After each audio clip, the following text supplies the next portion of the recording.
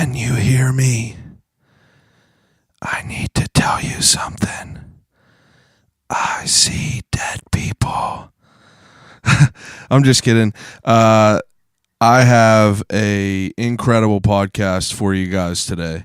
It is to die for. Get it? No, you don't get it because you don't even know who's on it yet. But let me first just start off by saying that I need to read more books.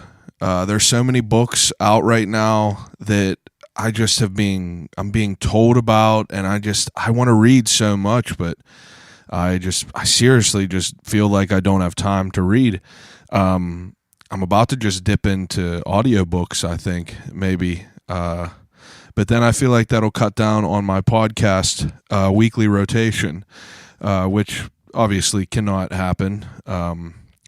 Got to listen to the same people every week, as soon as they drop a new podcast, got to listen to it all.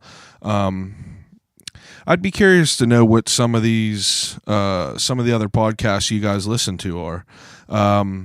Me, myself personally, I just thought I would go through like my weekly rotation of podcasts, just because I consume podcasts all day, and there's just so many out there that are awesome, and I think that you guys would like them too if you enjoy mine. So I listen to Mark Maron. I'd say I listen to maybe like 60% of his. If it's someone that I have no clue who they are, I don't listen to. But, like Melissa McCarthy was on there, he fucking talks to everyone. Barack Obama, if there's people on there, I listen because he's absolutely my favorite interviewer, hands down. I know I've said that on here before, but I just really think he's incredible. The way that he speaks is so smooth and seamless, which is the exact opposite of mine. Maybe that comes with decades of podcasting and journalism, but I didn't pay attention in English class whatsoever, so I talk and write like a fucking barbarian. But so Mark Maron, Tuesdays, I listen to The Crab Feast with Ryan Sickler and Jay Larson. They're two comedians out of Massachusetts, and they're fairly big. They have a podcast where they ask the guests to come on with a list of some funny stories, and these two dudes just pick a couple stories and ask the guest, and they talk and they riff, and it's hilarious. They have their own like shticks where they it carries on every episode, and after you listen to these people for so long, you feel like that they're like an actual like friend. Like you start learning about their lives, and you start kind of like just learning about them. Like on these podcasts, like I feel that I'm vulnerable. Like I talk about things, like I'm open. Like I like to be open. I like to learn about things about the people that I like and look up to. But I like the behind the scenes shit, just random listening to them bullshit. But The Crab Feast, obviously I listen to Rogan, but that motherfucker puts them out like every 2 hours there's a new podcast, so I only listen to the good ones. Bert Kreischer on Wednesdays, he has a podcast called The Bertcast, which is also, that's probably one of my favorites. I listen to every one of his. He's just a hilarious dude. If you guys don't know who he is, he's a comedian. He was like a bro, like a frat house bro. He is the comedian who inspired the story of Van Wilder. But he has a podcast on Wednesdays. Thursdays or Wednesdays, Your Mom's House comes out, which is a podcast with Tom Segura and Christina Pajitsky, which is also hilarious. Like they just talk about bullshit. But so like those are a few of my favorite ones that I listen to all the time. Obviously, I'm the biggest supporter of I'll Call You Right Back podcast. I listen to each one of those episodes 2 times just to make sure I'm putting out good content for all you guys, because I appreciate everyone like really like giving me a chance and listening to me. And this has given me like I mean, who knows how many you fucking people listen, but it gives me a reason to, to communicate with people in this technological world. Everyone's on their phones and, has their nose in their phone. And I'm very guilty of this, but not too many people, like, there's not really too many instances where you talk to someone, where you sit down and you guys communicate for an hour and a half or however long. But this is a reason for me to be able to do that with just new people that I want to know things about, which brings me to my next point, which is my guest for this week, Sarah McAlee. So I've always been like kind of into what happens after you die. Not as far as like heaven or hell or whatever, any of them fantasies or whatever, but as far as like what happens to your body, like, like I've always been into like the murder shit and like the horror things, and like, it's creepy and everything to most of us, and I'm just curious about like, like I know that that's a dead person in a casket, and I want to know like what goes on before that person's there, kind of looking as good as they could be in that moment right then and there. And I wanted to know about the behind the scenes shit. So I put a call out on, the old Facebook. Had to use it for some good. All you hear is negative on there anymore. But I figured I put a call out there, and I was like, is there anyone that knows any morticians? So I said mortician, which I found out in this interview is not the correct verbiage for that anymore, or it's not the current suggested title, which the current suggested title is funeral director, which I know now. But Sarah McAlee is a funeral director who's been doing it for years, and she's so someone referred me to her. I looked at her Instagram profile, and that's pretty much how I field any of the guests that I have. I just look at them and see if they will be a good fit, if I think that they would talk, if I seen that they would like, that they would like be able to like have a good conversation. And she did, like, she seemed very interesting. So I hit her up and I was like, hey, would you have any interest in coming on and talking to me about like what you do? She said, absolutely. And, like I said, I get the opportunity to talk to people that I would never have a reason to talk to, and this was a perfect example. And this actually ended up turning out being like my favorite podcast I've ever done, just because this is stuff that's interesting to me, and I feel like that even though it's just like a regular bullshit conversation most of the time on these podcasts, like I like to learn something while I'm listening, you know what I mean? Like whether it be something small, so minuscule, or if it's something like some crazy knowledge that Sarah drops and that we kind of go over. And I'm just really excited about this episode. So without further ado, and without this 8-minute and 50-second long intro that you guys will probably be pissed about, just deal with it. I'm just pumped about it. I had to give a little info. But without further ado, episode 25 of I'll Call You Right Back podcast with Sarah McAlee.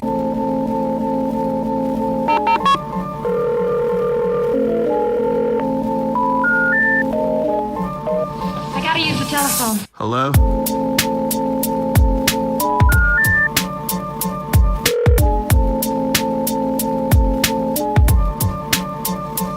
Telephone. I'll call you right back.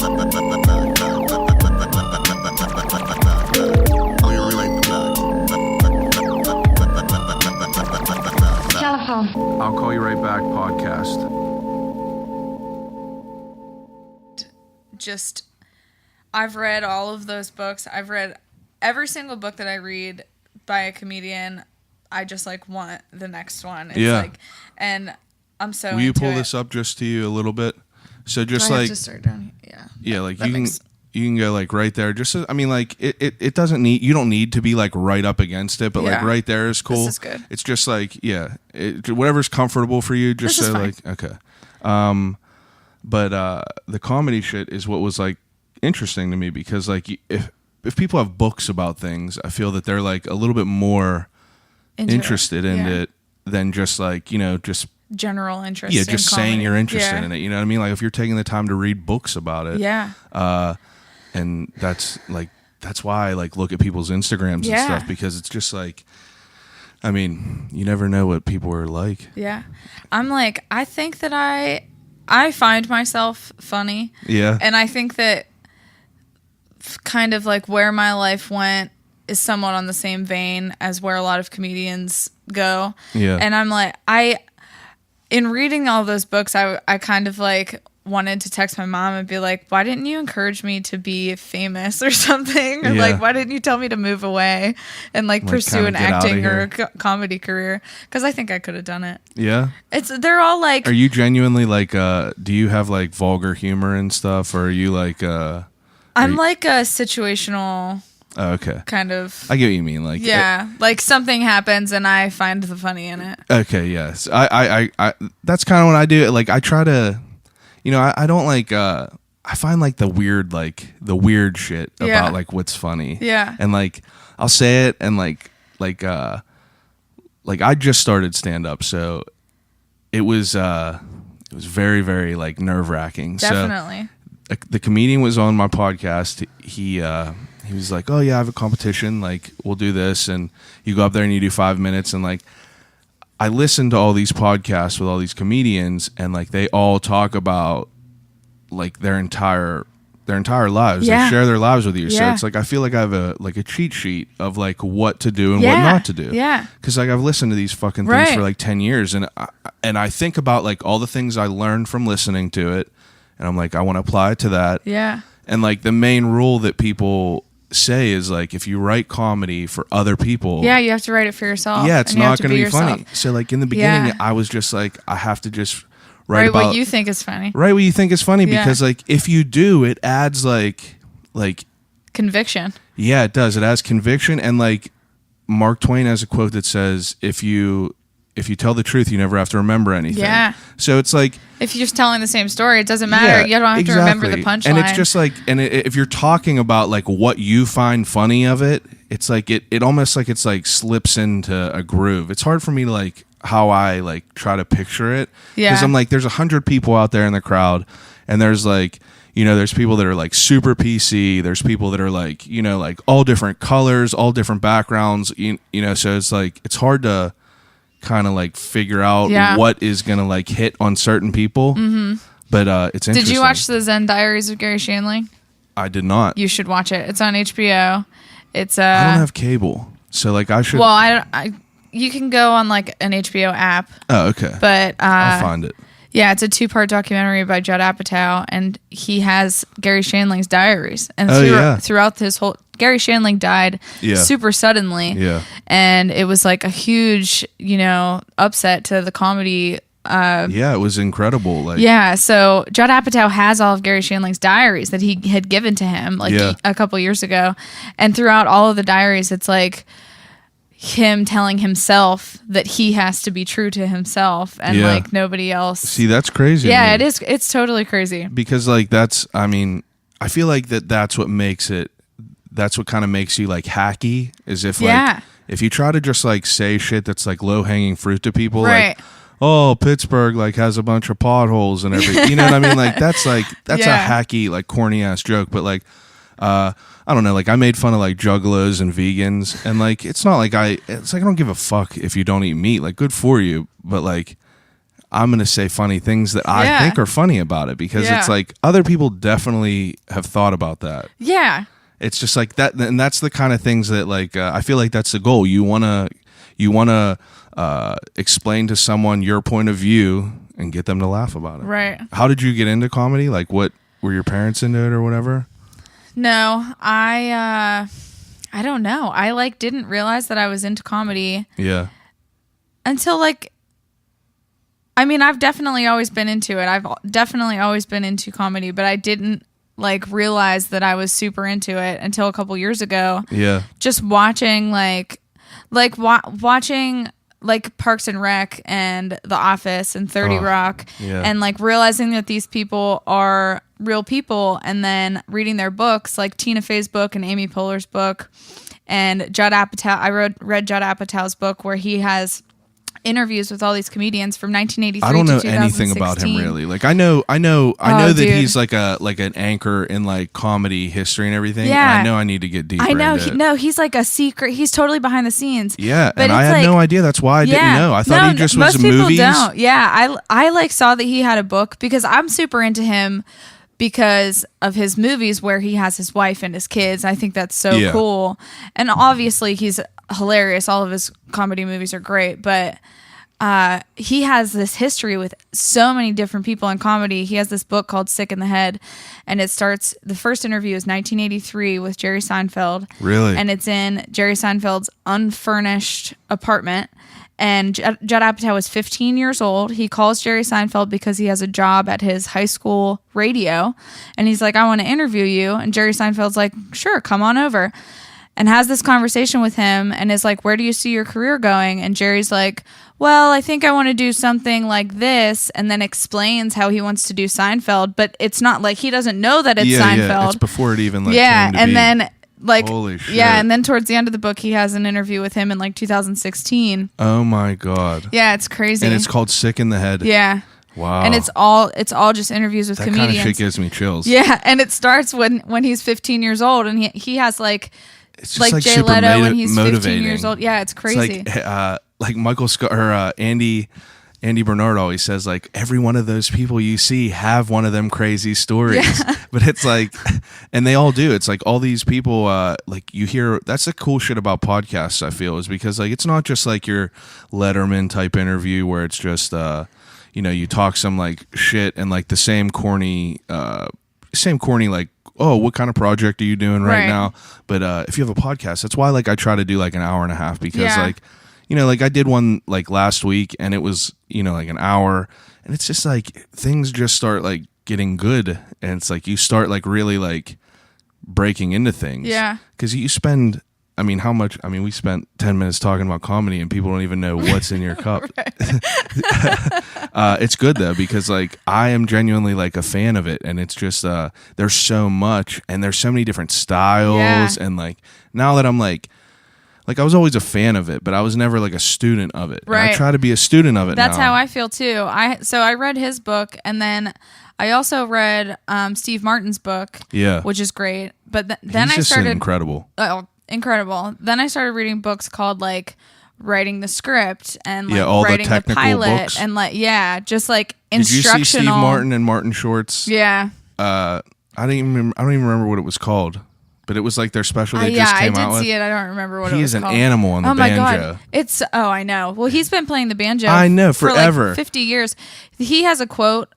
Steve Martin has a quote that's like, something like, I never thought that I would be a good musician, but one day I just picked up the banjo and 30 years later I'm good at it. Yeah. And like that you apply it to anything. Yeah. It's crazy. Okay. So what's in the cup? What's in the cup?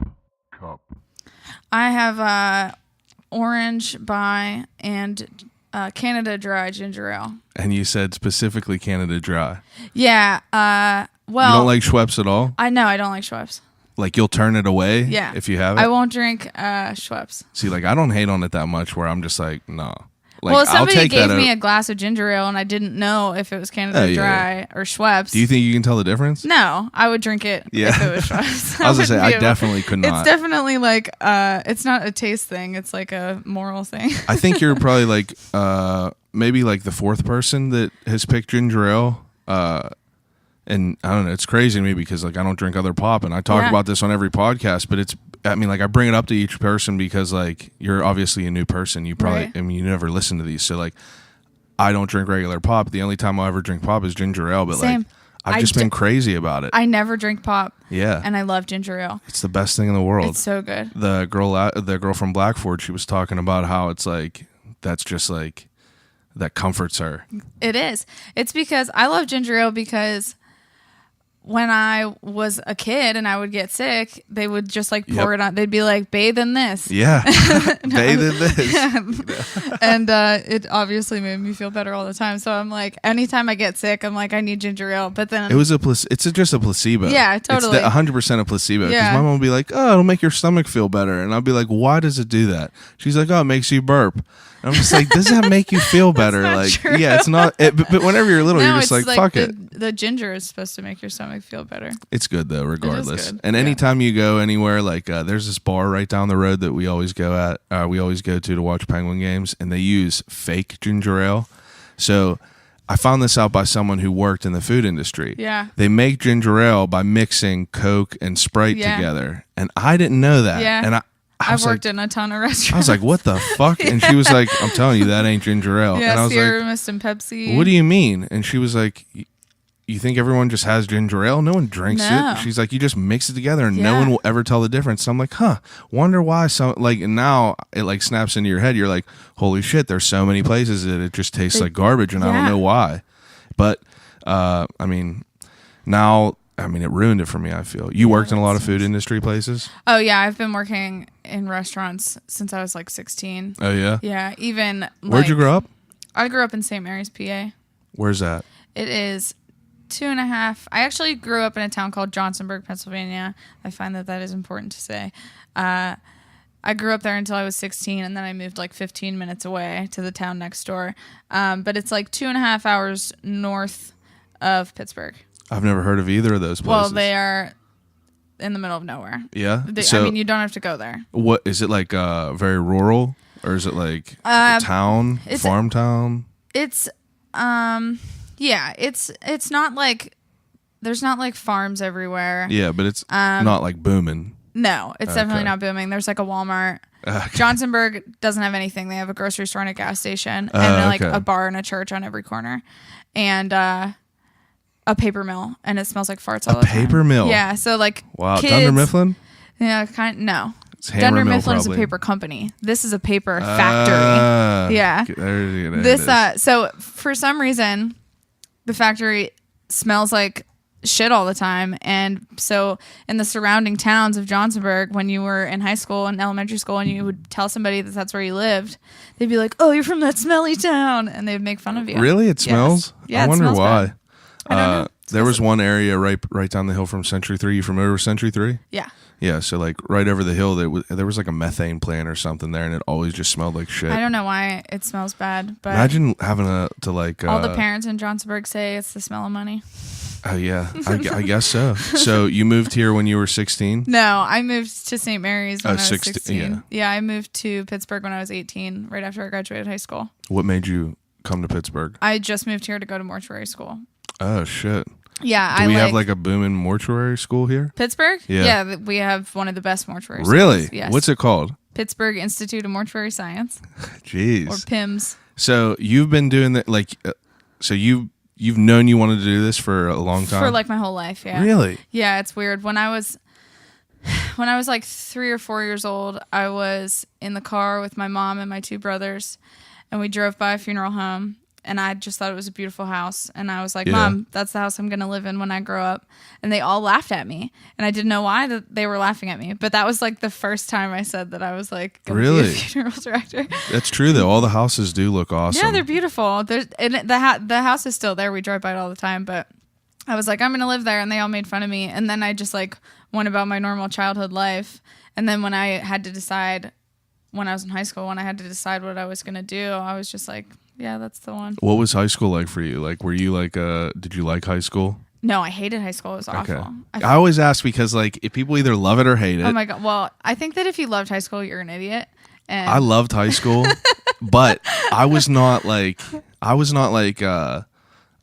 your typical, like, you didn't love high school because you were like cool and popular and like. I was definitely cool and popular. I was a captain of the football team. Oh, you were? But I was also not like a fucking asshole. You weren't a douchebag. You know what I mean? Like, I Yeah. was friends with like the weird kids, the Right. skateboarder kids, the Yeah. kids that were listening to Cradle of Filth So and you had heavy a good metal. high school experience. It was. I have no complaints. My wife fucking hated I high had school. a bad high school experience. Yeah, because she was the girl that was like, I was the girl that like sat along the bleachers in gym class Yeah. and like. I like smoked weed and listened to punk, and I went to school, a Catholic school. Oh, really? With a bunch of snot-nosed brats. I bet. And they all hated me, and because I was way cooler than them. Yeah, that's all it is. People, that's why people don't like it. You're just way more advanced than other people. I was just way cooler than them. But it was like, I started smoking weed when I was like 15, so I was like a freshman. Yeah. And they all like made fun of me for smoking weed and stuff. And then by senior year, they were like, show me how to hit this joint. I was like, yeah, okay. That's funny. Yeah. I mean, that's crazy though. Like, I just can't see it from like the other side of a high school experience. Yeah. Like, I fucking loved it just because like my friends, like I was definitely friends with like cool kids and like, but I was also friends with the weird kids. Yeah. And you know what I mean? I was definitely friends with everyone. Like, I always tried to like, you know, like kind of be like, I just liked you if I liked you. It's like there was a kid, I remember there's a kid in my senior class who said that he would be able to shoot lightning bolts out of his fingers. Swear to God, that's a true story. People that listen to this will definitely say something to me about it. But this kid used to wheel around his backpack and say he'd be able to shoot lightning bolts out of his fingers. And if there was a storm, we would be like, hey, were you getting busy last night, like throwing these lightning bolts? And he would like kind of mess around and play along with it. But like, I was always friends with this kid, and like, it was just so, I don't know. I guess like it could be heaven or it could be hell for people. Yeah. Because like you see places like you see shows like 13 Reasons Why. Yeah. And that shit has really like been like, you know, like really making me think like, was I a fucking asshole to anyone or was I? I don't think right? that. I think that I was pretty nice to everyone. I transferred to my high school my freshman year from like the rival town. Oh shit! Where like my high school was the high school that I went to was a Catholic school, like I said, and everyone in my hometown called all the students that went to that high school Squids. Squids. What was your mascot? Crusader. Oh, okay. They called them Squids because they were Catholic and they ate fish during Lent. Oh. So I don't know why. I don't know how that translates. I don't get it though. That's what they called them. So everyone from my hometown still liked me, but when I moved to that school, I like couldn't tell people that I was from Johnsonburg. My freshman orientation, somebody came up to me and they were like, "Oh, hey, like you're the new student. What's up? Where are you from?" And I was like, "Oh, I'm from Berg." And he turned around and walked away. Oh, really? He didn't say anything else to me. Jeez. So that was. So that I came home experience. every day of my freshman year of high school. I came home crying, and my mom was like, "You have to stay 1 year. Yeah. And if you hate it, you can go back to Johnsonburg." But I ended up staying the whole time. Yeah, I mean, like I don't know. I transferred in 7th grade. Yeah. And I transferred in the middle of right after winter break. Yeah. You come back after 2 weeks, and like my dad took me into school real early. So like I was there like 40 minutes before everyone else, and I'm just sitting there like a fucking idiot in this desk, and like these kids start rolling in, and it's just like there's immediately the kids are like, ain't messing with that dude. And it's like there's the people that are like, all right, trying to talk to you, and it's just a very weird experience. And I think that like if you've never experienced it, people can't like wrap their mind around that. Yeah. Especially like going to a rival school, I feel like that would be crazy. Yeah. Well, like my home county is so small. It's like there's 3 towns in my county, and they all kind of rival each other. Yeah. So it was like, I don't know. I think Did you play sports or anything? No, I didn't. Okay. I was in ski club. Ski club? Yeah. I was in ski club. Yeah, it was awesome. I loved it. Yeah, it was great. Yeah, skiing was a good time. My wife wouldn't ski. We just I won some crazy like trip where I went to Seven Springs and they gave me anything. She was like, I ain't skiing. She was like, I'm 24. Has she ever done it before? No, refuses to. I'm just like, it's the best time really ever. Fun, yeah. Yeah, pretzel or pizza and French fries. Yeah, I was like, it ain't even hard. She's like, I'll fall. There's little kids like learning their first day. Well, if she ever tries, tell her to just do blades, because that's what I do. Ski blades? Yeah. Nuh-uh. Yeah. That's crazy. Yeah. I've never had those before. They're awesome. I remember that they were highly looked down upon. I know. No, they totally are. Whenever we were in ski club, like if we were looked down upon being skiers. Yeah. Because like we weren't snowboarding, and it was just like Johnny Tsunami. Kids were like, nah. And like my mom was always like, you're gonna get hurt. You ain't snowboarding. And like my uncle was the head of Seven Springs Ski Patrol. Okay, and he always like had a sour taste about snowboarders. He's like, I won't deal with it. Yeah, they're troublemakers. I remember he told me a story one time that a snowboarder fell and he like cut his eye and his eye fell out. I still think that that's bullshit, that he just didn't want us to like, try to cross over, but it was forbidden. Yeah. And I don't know. I love skiing. I did. Yeah, it's fun. I tried to start snowboarding the last couple years though, and it's just a mess. It's totally hard. It's very, very difficult. Yeah. But I mean, like, I don't know. That's crazy. You moved over whenever it was like a rival school. So like, I had to. I had no choice. Yeah. I mean, like, it's my just mom like, was like, "You're going to UCC." And how long was it before you started making friends? I guess I made friends. I had made friends like by the end of my freshman year, and then sophomore year, I was like in. Oh yeah. I was friends with everybody. Well, that's good then. I like had a cool boyfriend who was like a basketball player, and so you automatically fit in. Yeah, like you were in. I went in, yeah. And then, but it still sucked throughout the whole time. Yeah, it went back and forth. People like spread rumors about me, all this stuff. I also didn't give a fuck in high school, so I got really bad grades, and I didn't try at all. And all the teachers, like, were always pissed at me because they thought I was smart, and I just didn't care. Was it true though? I mean, yeah, it was true. I talk about it all the time. I'm just like, I never cared about anything. And when the high school that I went to, it was like kids were like competing with their grades, and I had never experienced that before. And I was like, you guys care too much. That's stupid. What do you mean competing? I mean, they were like, I got it at better grade than you. Like no shit like that. Not at like our it school. was cooler to be smart, and. Wow. Yeah. And so everybody that I went to high school with was super smart. Like everyone in my class, I had 90 kids in my class, and I was 75 out of 90. Jeez. Like everyone was so Was smart. it a big school? Like how many people? You said you graduated with 90 people? Yeah. So there was like less than 400, around 400 in the school. I can't even remember how many people we had. Well, usually. Is it like single A, double A? Do you remember that? Double A. Oh, it was? Yeah. It might have been right around us, but I don't know. Yeah. So well, then I went to mortuary school, and I kicked ass at mortuary school because I was super into it. And then I went back to my high school, and I was like, turns out I'm super smart. And they were like, you asshole, we told you. And like whenever I went to college, it's like I was just tired of like screwing around and like applied myself, and I did well, and it was not hard. But I was just like, man, if I would have tried just a little bit in school, it wouldn't even have been a big deal. It wouldn't have. But then my life would have probably went somewhere completely different than I didn't want it to. I wanted to be an elementary ed and special ed teacher. I went to Slippery Rock for a year to do that. Yeah. And I ended up failing out of there because like I just did not give a fuck about it. Yeah. I just did not care whatsoever. I love kids. Like I've always like been good with like, like communicating with people, like whether they have like disabilities, anything like that. And it's something that I've always wanted to do.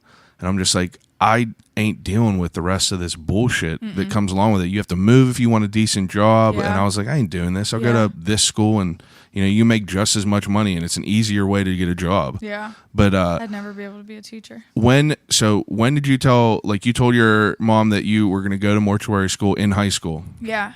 How did you you knew as soon as you were like, well, I got to figure something out, you were just like, all right, I'm going here? Yeah, I was like, I think I want to go to mortuary school. And I had always wanted to. Pittsburgh is like the closest city. So I had no idea that was like a... Yeah. Where's that at, the school? PIMS, it's in East Liberty. Okay. It's like right by Whole Foods. How long is the schooling? I went for 22 months. Okay. Now, so you graduated, moved here, and then you immediately started school? Yeah, I moved here in January 2010. Yeah. And I moved here like a week before I started school. And I started school on like January 29th or like February 1st. Did you know anyone here? No, I didn't know a single soul in Pittsburgh. Jeez.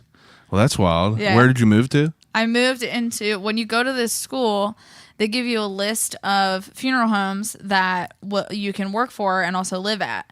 Live in them? Yeah. So I moved into this funeral home in Shadyside, and I lived in the attic there. And that is crazy. Yeah, I lived there, and it was right around the corner from the school. So I lived there, and I went to school in East Liberty. Now, do you work there while you... Yeah, so this particular funeral home, I mean, it varies on which one that you work for because there's a bunch that students can work at. This one, I worked like 2 to 4 hours a night, like 2 or 3 nights a week.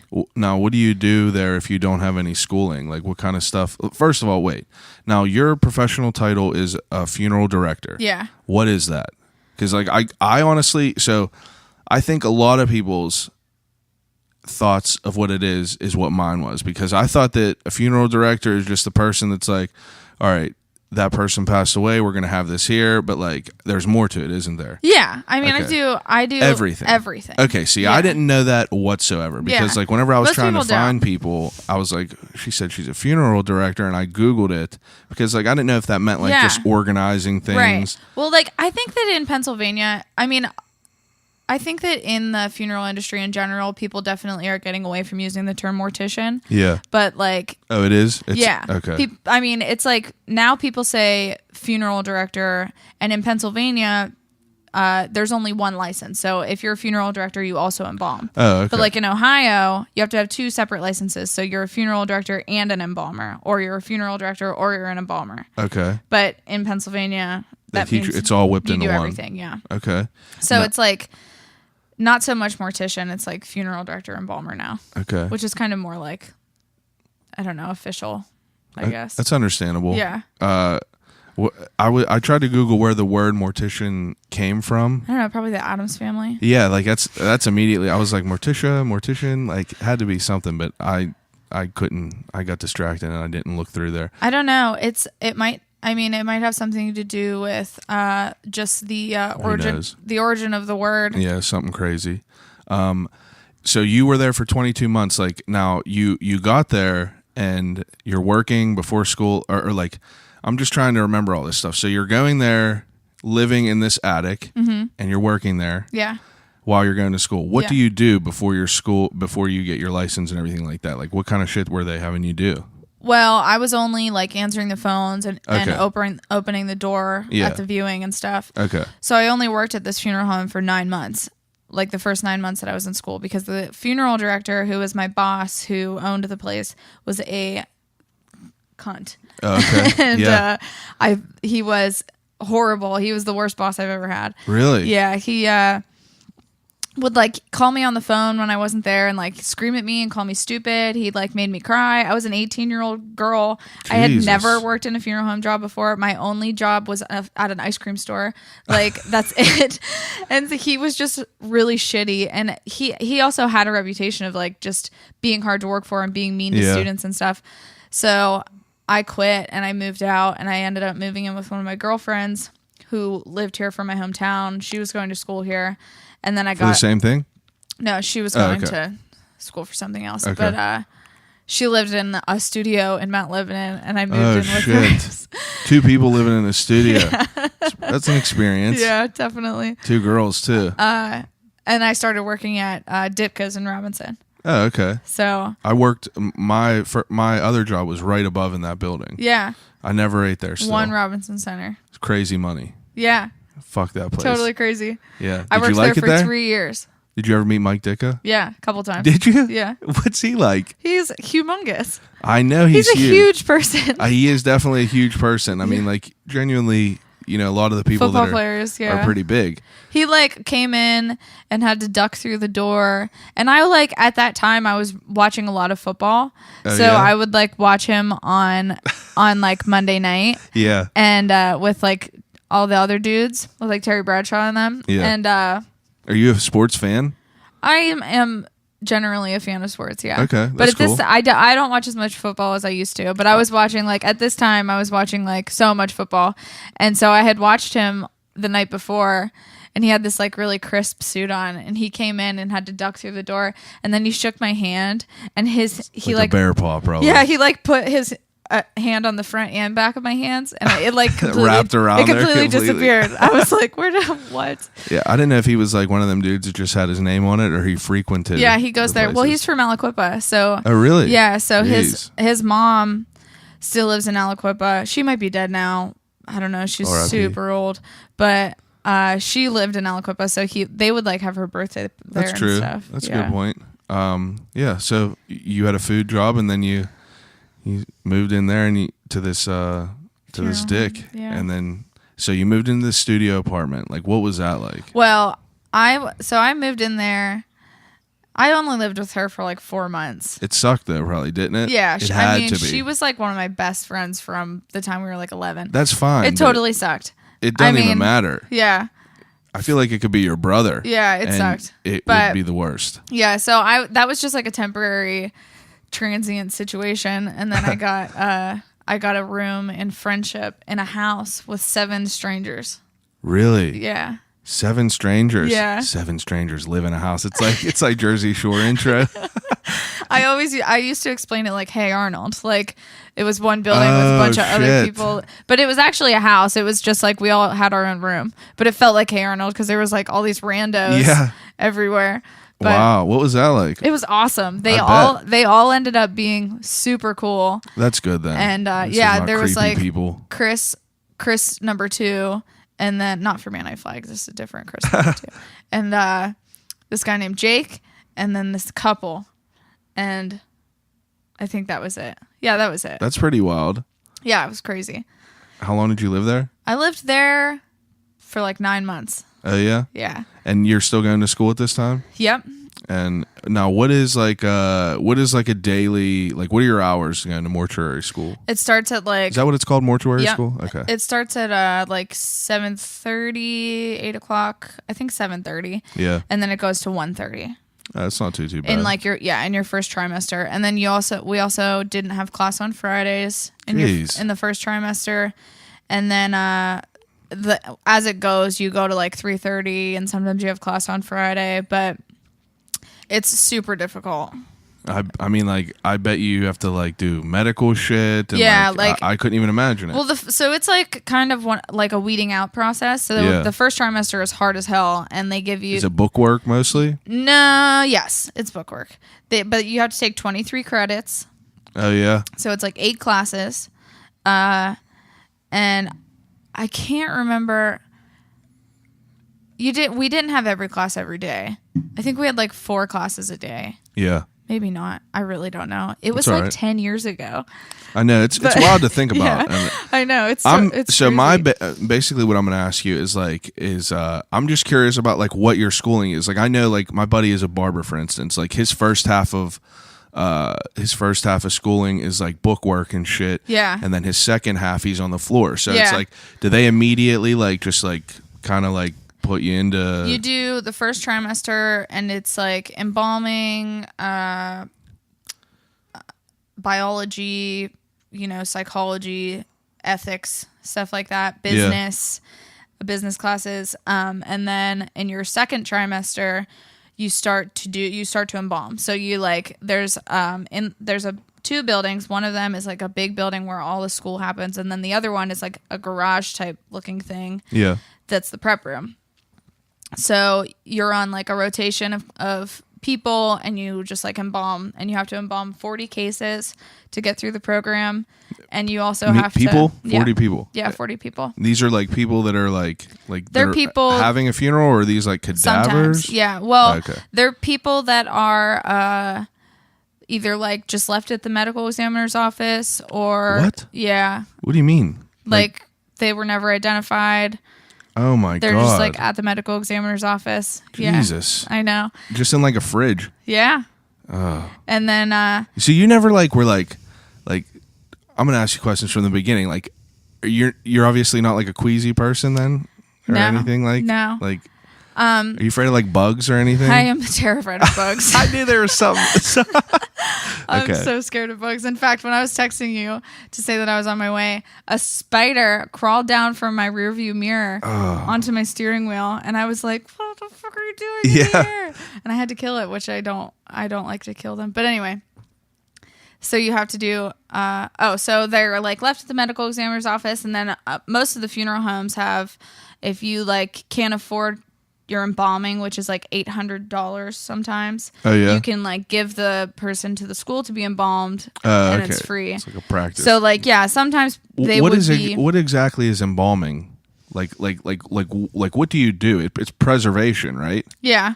Now, so I'm gonna try something different. Could I tell you what I think it is? Yeah. And then you just tell me what it is. Yeah. So, not in the simplest of terms, but you basically clean out the inside. Is that right? Sure. I think that so from what I gather most of my knowledge from movies. Yeah. Okay. I mean, do you think that we like open up their whole chest? No. Okay. I think that you stick a hose down in there and suck things out. And we do some of that. Yeah, I'm sorry that these terms are not the best. No. Now, isn't that an autopsy whenever you cut someone open? Yeah. Do you have to do those things? No. That's something complete. That's that's done by the coroner. Coroner. Okay, Yeah. yeah. Now, so yeah, go ahead. Just go ahead and tell me, because like I'm going to say terrible things probably, and I don't want to. That's okay. Now, I think you literally just suck things out of people, and I've heard some rumor about like sewing a mouth shut and like maybe a butt. I don't know if that's right or not. I just heard if you die, you shit yourself. I don't know if that's true. Sometimes it is. I mean, I bet it is. Listen, I mean, if you have to shit, if there's poop in your butt and you die, it's coming out. I guess, but if you don't, I mean, if you have just pooped and then you die, your body's not going to produce poop. That's a good point. That's a good point. Yeah.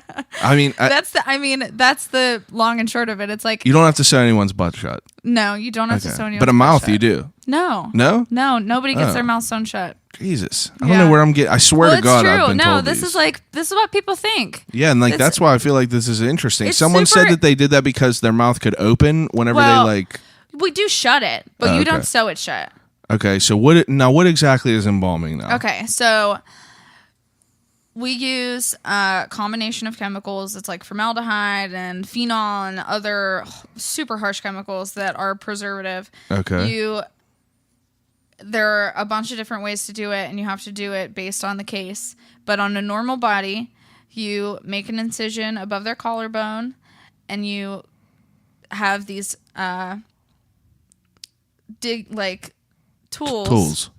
And you open up their sternocleidomastoid muscle, which is right underneath your collarbone. Okay. And then you find the jugular vein, which sits on top. Okay. And you use the hook tool and you pull the vein up, and then you tie a string around it. And then once you lift the vein up, you can see the carotid artery right underneath it. So then you pull up the carotid artery, and then you make a cut in it, and then you use a hollow needle, and you put the needle inside the artery. Okay. And you tie it off, and then the needle has like a lip on the other side of it, and you attach a hose to it. Mm-hmm. The hose is attached to an embalming machine, which has all the fluid in it. So the machine acts as your heart, and it pumps the embalming fluid throughout your body. Oh, and then you open up the vein, and all your blood flows out. So as the embalming fluid is going in, the blood is coming out. Okay. And that, now, you don't take do you have to take like organs and shit out of people? No. So you do that whole process, and you have to like massage the person to like make sure that it gets everywhere. Okay. I get what you mean. Like, yeah. And so you do all of that. And then when you're done doing that, you take a trocar, which is a needle that's like this big, and it's like this big around, and it's pointy on the end. Okay. And you stab the person 2 inches over and up from their belly button, and you have to fan around inside their body and poke all their organs, and that's when you suck everything out. The trocar, really? The trocar is attached to a sink that like sucks, so it's like you like fan it around inside their stomach. Now this isn't this isn't like a messy process. This is all like very like. I mean, it can be, but no, it's not messy. It's like, the blood comes out and it goes onto the table. Yeah. And then there's like constantly water running. Oh, okay. So it just goes down the sink. Oh, okay. Okay. Yeah. No. And then after you like suck everything out of the the thoracic cavity. Then, now the reason that people do this, right, is because so it doesn't start decomposing. Yeah. Okay. Yeah. That just keeps it from decomposing. Right? Yeah. Okay. No. I don't know. I'm curious about it. Yeah. Well, so then after you like suck everything out of their cavity, then you have to put embalming fluid into their stomach cavity. Okay. So and then that's pretty much it. You're done. You close the mouth first, which to close the mouth you take like a thing called a needle injector, and you inject little studs in the top and bottom of your jaw. Yeah. And then they're attached to wires, and you just wire the mouth shut. Really? And then your lips just naturally close. Sometimes you have to like glue people's lips closed, but Jesus. Yeah. That's crazy. I know. Yeah. How long does that process take to like embalm An hour. someone? Oh, okay. Yeah. Sometimes it can take like 3 hours. Sometimes you have to raise up like every artery, like both carotids, both jugulars in your leg, in your arms. And in Pennsylvania, when someone dies, within 24 hours, they either have to be embalmed or refrigerated or placed into a sealed casket. Okay. So it's like, if you're going to have a viewing, you have to be embalmed. Yeah. But You that's have it. to. That have to be. Yeah. Okay. If you're gonna have a viewing. But you don't have to be embalmed ever. I mean, Yeah. Someone on the Facebook thing that I posted, someone mentioned a green funeral service. Yeah. Where it's like all natural. Yep. You don't get buried in a casket. Mm-hmm. And there's no embalming or anything in that. yeah. Okay. And that's just basically you get a body and buried into a ground with nothing else. Right. Yeah. It like gets wrapped into a shroud. Yeah. Which I would hope would be like a biodegradable shroud. Yeah, I'm sure and then it is. they just get buried in like a shallow hole. Now, if it's in like, I don't know how to say it without like being weird, but if it's like a shallow hole, like, is it gonna like start to like smell? Like, you know what I mean? Or like, do they dig people 6 foot deep? Is there a reason for that? I think that they do that. I think that the reason that they dig people 6 feet deep is like for purposes of the ground. Oh, okay. Like and also sometimes they put people extra deep. Yeah. So they can put 2 caskets in there. Okay. But I don't know. I really don't know the Yeah, like I never knew if that was like a reason as far as like a smell. Like if there's people like as far as like smell. I don't think that is, and I don't think that that green burial cemeteries would smell bad. Okay. But That's interesting. yeah, but I think that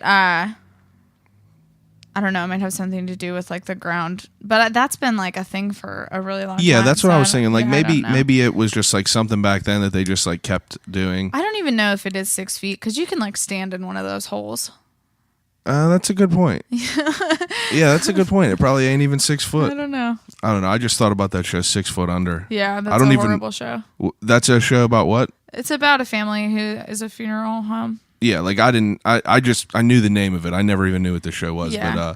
But so you embalm someone, and then what's the next process? I embalm them, and then most of the time I meet with their family, or like one of my coworkers meets with their family. Yeah. We plan the funeral, get photos, we get clothing, everything that, any questions that they have, everything that What kinda is that goes through process it. like? Like, do you talk to the family as far as clothing and stuff? Like, do they usually pick everything? Like, or do they like supply things for the person? Yeah, they bring the clothing. Sometimes, I mean, like, I would say 2% of the time, like, we have clothing that people can buy from us. Yeah. Sometimes people will go out and buy new clothes if the person has been really sick and they've lost a lot of weight or something like that. Okay. Yeah. Or if they are in a nursing home and they like don't have anything nice to wear or something like that. Yeah. But most of the time, people have something that not picked out, but people have something that they know that they could wear, that they can wear, and they bring it in. So like when somebody dies, I'll get a notification, and then I call the family right away, and I'm like, "Hi, this is Sarah from so and so funeral home. I just wanted to express my condolences and see if you have any questions that I could answer for you right now." Like you got a notification from your funeral home. I thought you meant like from some other place, and you told them that they passed away. Never mind. No, I get like a notification from the funeral home. Okay, that's understandable. Yeah. So then I call the family, and then I tell them that they're gonna have to come in and make arrangements, and I say like you need to bring in clothing and photos and stuff like that. Yeah. So then sometimes people, need guidance, and I can absolutely tell them, anything that they want that they need. Yeah. Any way to like help them Yeah. out. I mean, just answering people's questions. People get so overwhelmed. Oh, I bet. And they don't know they don't know what they don't know. Yeah. So Yeah, absolutely. I mean, like just helping people through it. It's like a big, I don't know, it's like a big deal. And so I plan the funeral. They like have tons of questions, and I just like kind field of all their calm them down. questions and like kind of like, you know, you're just there for them to totally support them in any way. Yeah. So I just like calm them down. I like tell them that I'm going to try to make it as easy as possible. Yeah. And all that. And then after all that, I like have to call churches, cemeteries. I have to order a casket. I have to order a vault. Oh, so it's you that I guess, yeah, it would be you that was doing all this. Yeah. Some funeral homes. What is a vault? The vault is the outer container of the casket. So it's like made of concrete, and it goes into the ground first, and then the casket goes inside the vault. All of them? Yeah.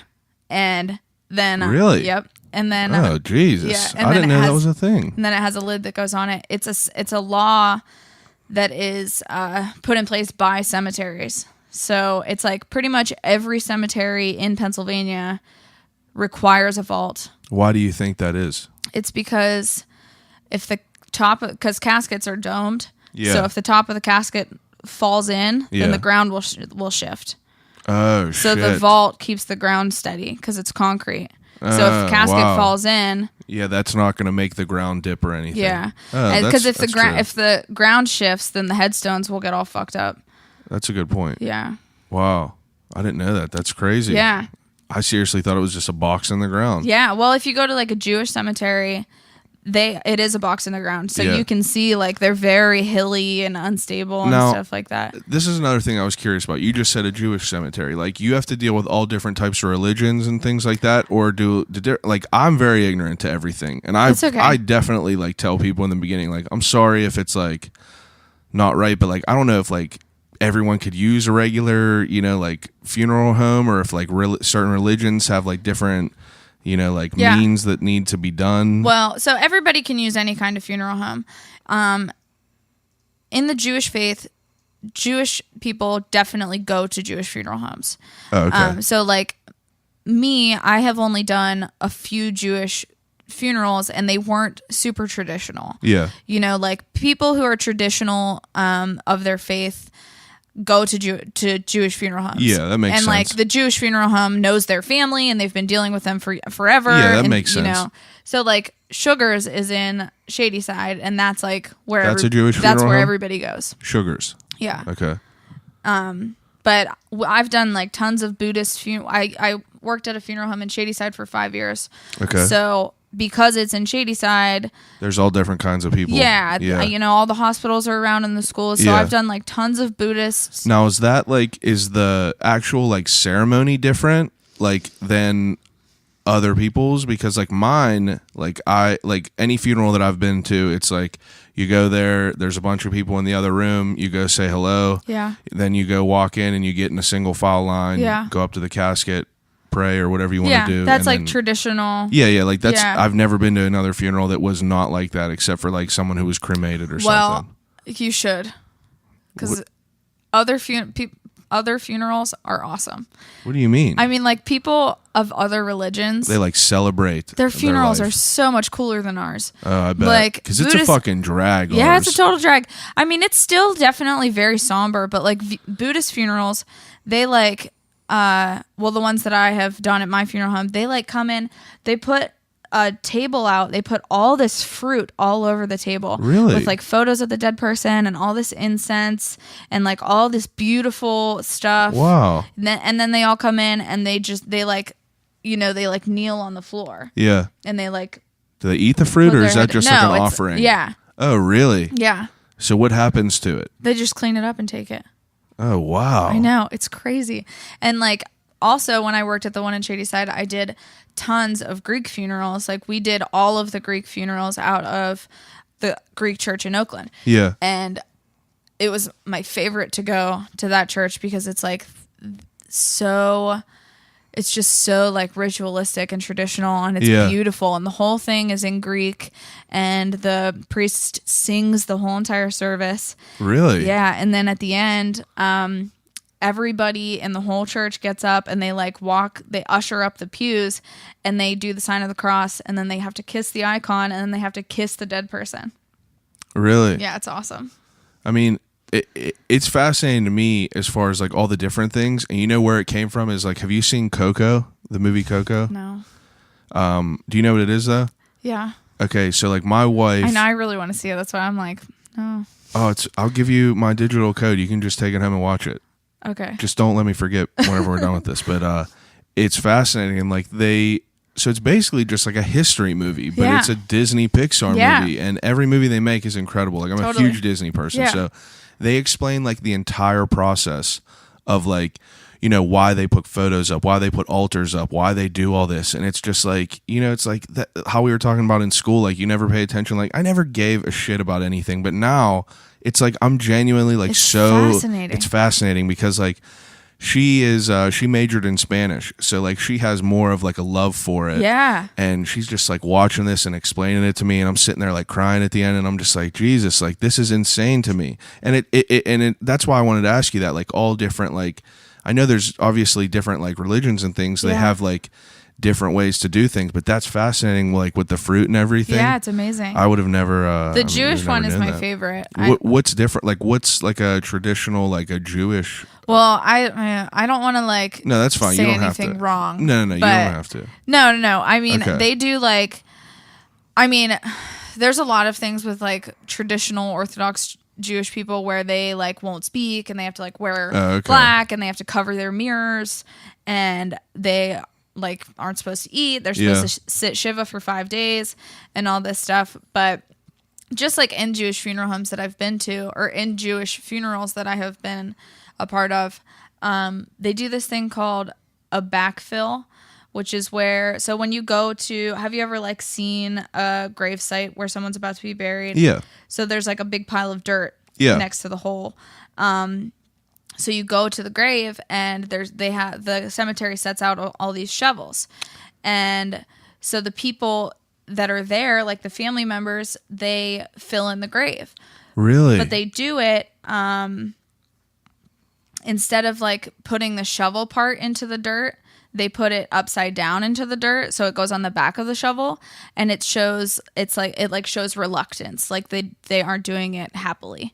And then they're not allowed to pass the shovel on to the next person. They have to put it back in the dirt, and then the next person has to come and pull it out of the dirt. That shit is so fascinating it's to me. Amazing. Yeah, like that's so wild to me. So cool. And then if you ever go to like a cemetery and you see like a Jewish section, they every time somebody visits somebody, they put a rock on their I think I have seen that before. Yeah, and it's just like to let them know that they were there and like they're loved and all that stuff. Now, are you?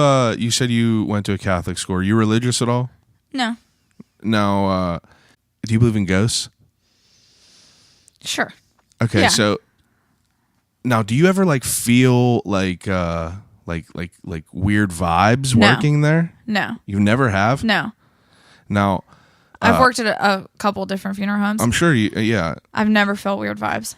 Now, if you were a ghost, would you haunt a funeral home? That's a good point. Hey, that's a good point. Now, I mean, like, but are you someone that would feel weird vibes other places? Like, are you someone I totally pick up on weird vibes. Oh, okay. I like get weird vibes. I didn't know if you were just like, there could be a bunch of... No, I get weird vibes. Okay. I just have never gotten them at a funeral home. Now, what I'm curious about, my job, I listen to music all day at work. Like, how can you be happy at work, kind of? You know what I mean? Like I feel like work is a drag, regardless of whatever kind of job you have. No one wants to be somewhere that they don't have, that they're obligated to be. And usually you want you want to like have a good day. Like, how can you go in there and like, you know, just start your day out like, oh, let's get it today. You know what I mean? Yeah. Like, I feel like it's hard to do. Yeah, it definitely, I mean, I am happy at work.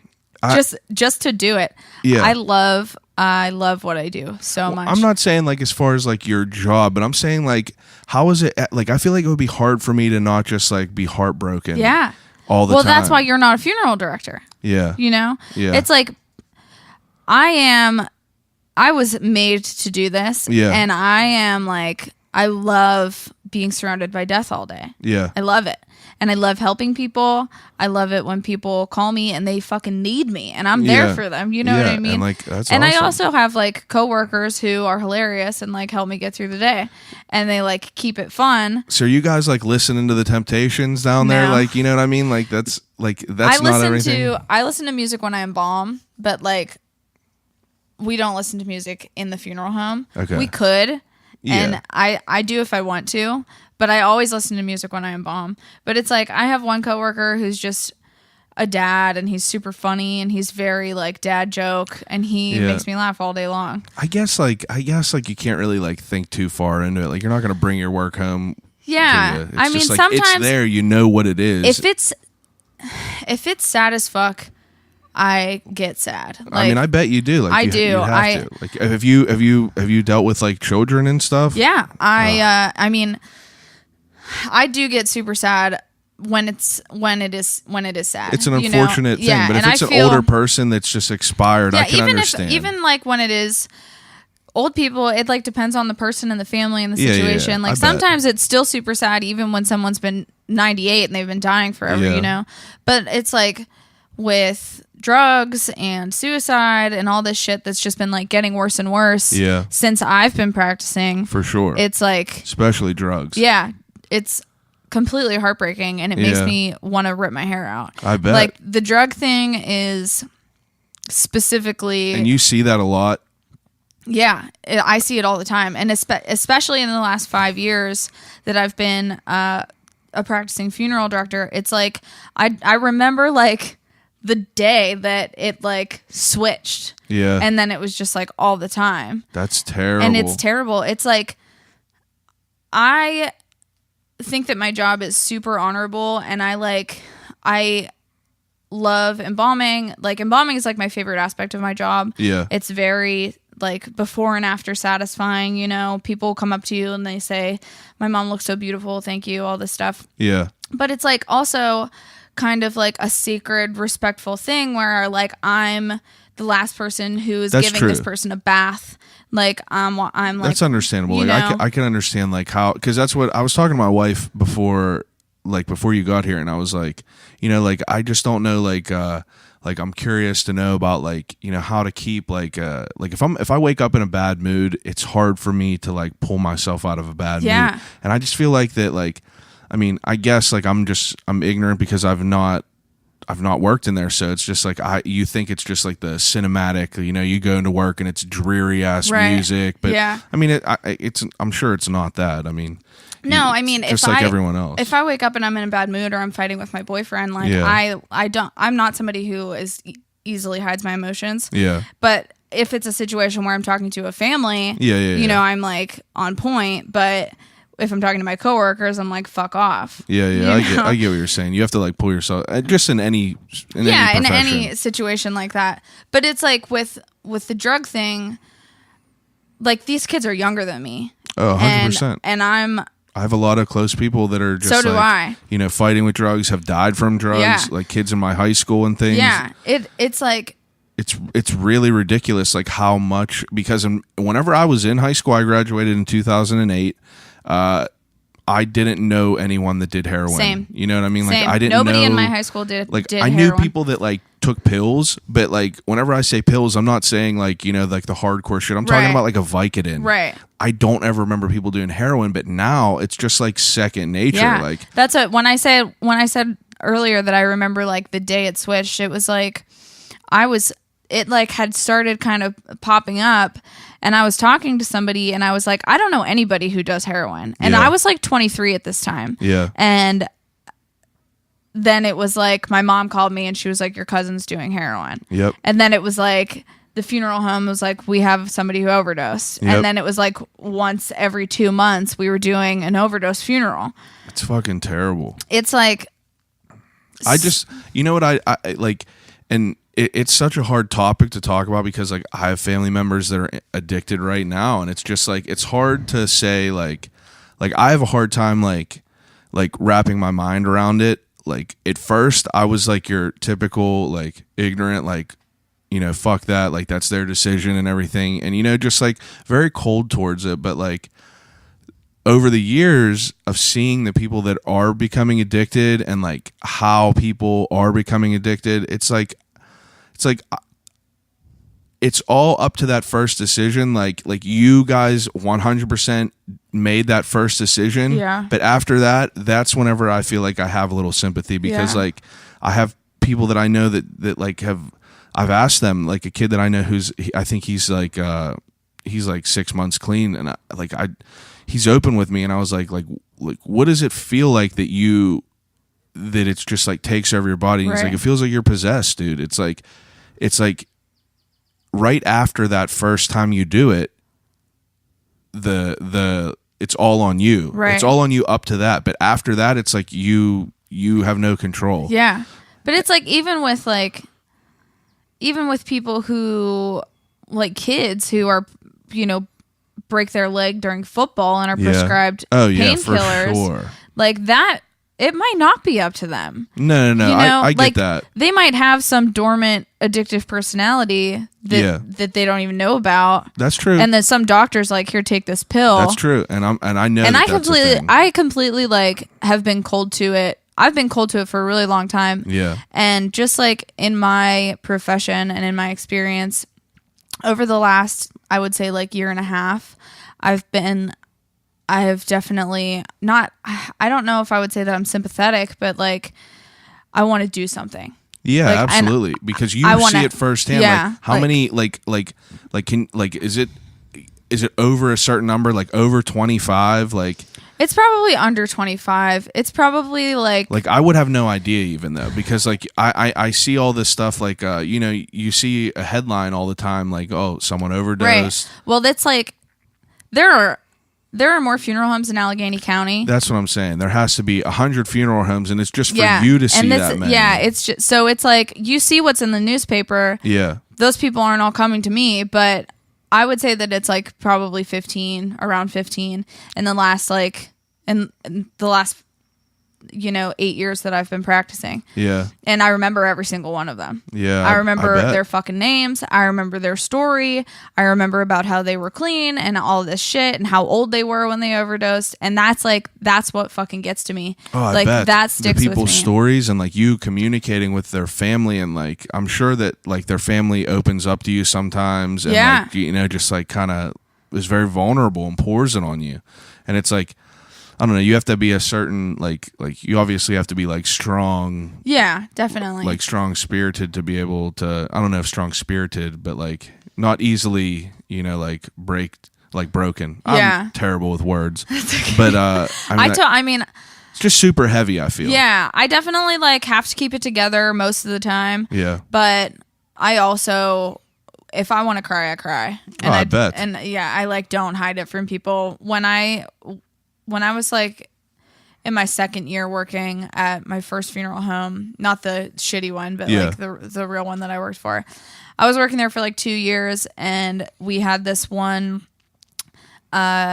case where this guy was 30 years old and he was a Green Beret and he had hung himself, and he was active duty and was living in North Carolina. Yeah. And had hung himself. And my brothers are both in the military. Oh my God. And his dad gave the eulogy, and his dad was like, my son killed himself, and I want all you guys to know that more soldiers die from suicide than war, every day. Yeah. And I was like, I was crying so much. I couldn't speak. Bet. I had lost it. I was just like sitting at the back of the funeral, sitting in the back of the church, bawling my face off, like my shirt was wet, and my bosses were like, you need to stop crying at funerals. And I was like, don't ever tell me that. I will never stop crying at funerals. Yeah, like I feel like that I would not, like, if it was my loved one and I saw people who were working at the funeral crying, like I feel like that would be like respect. Right. Like, I think that I would kind feel of respectful. Like I would rather see someone crying than see someone looking like a fucking statue, cold as fuck. Yeah, I think that there's a certain like level of like, okay, warmth. They understand. It's like compassion, empathy a little bit. Right.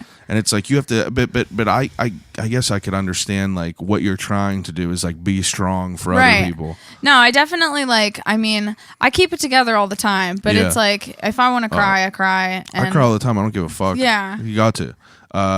Now, I have to tread lightly with this question. I'm just curious on how it is. It's like if someone does commit suicide or dies in a way where like they're physically like messed up, like how do people still have open caskets like that? I personally, like, I've been to a funeral where someone shot himself in the head and it was an open casket funeral, and I'm just like, did he look okay? Yeah, I mean, like, I don't understand how that's a way how people do that. When people shoot themselves in the head or the face or whatever, it really depends on the gun they use. So I bet. If they use a small caliber gun, it'd be a smaller hole than rather a shotgun. And sometimes if they like shoot themselves in the side of the head, it goes in and out, and that's it, and their skull remains intact. Yeah, and it's like all you have to do is just cover the hole. Now, whenever you do that, like, do you use like what kind of stuff do you use to like do that? Is it like makeup? Like, is it cosmetics? Like, yeah. So it's like if there's a hole in someone's head, you sew it closed. Okay. And then like there's different suture techniques that we use that like make the hole, lay a certain way. Right, lay a certain way, definitely.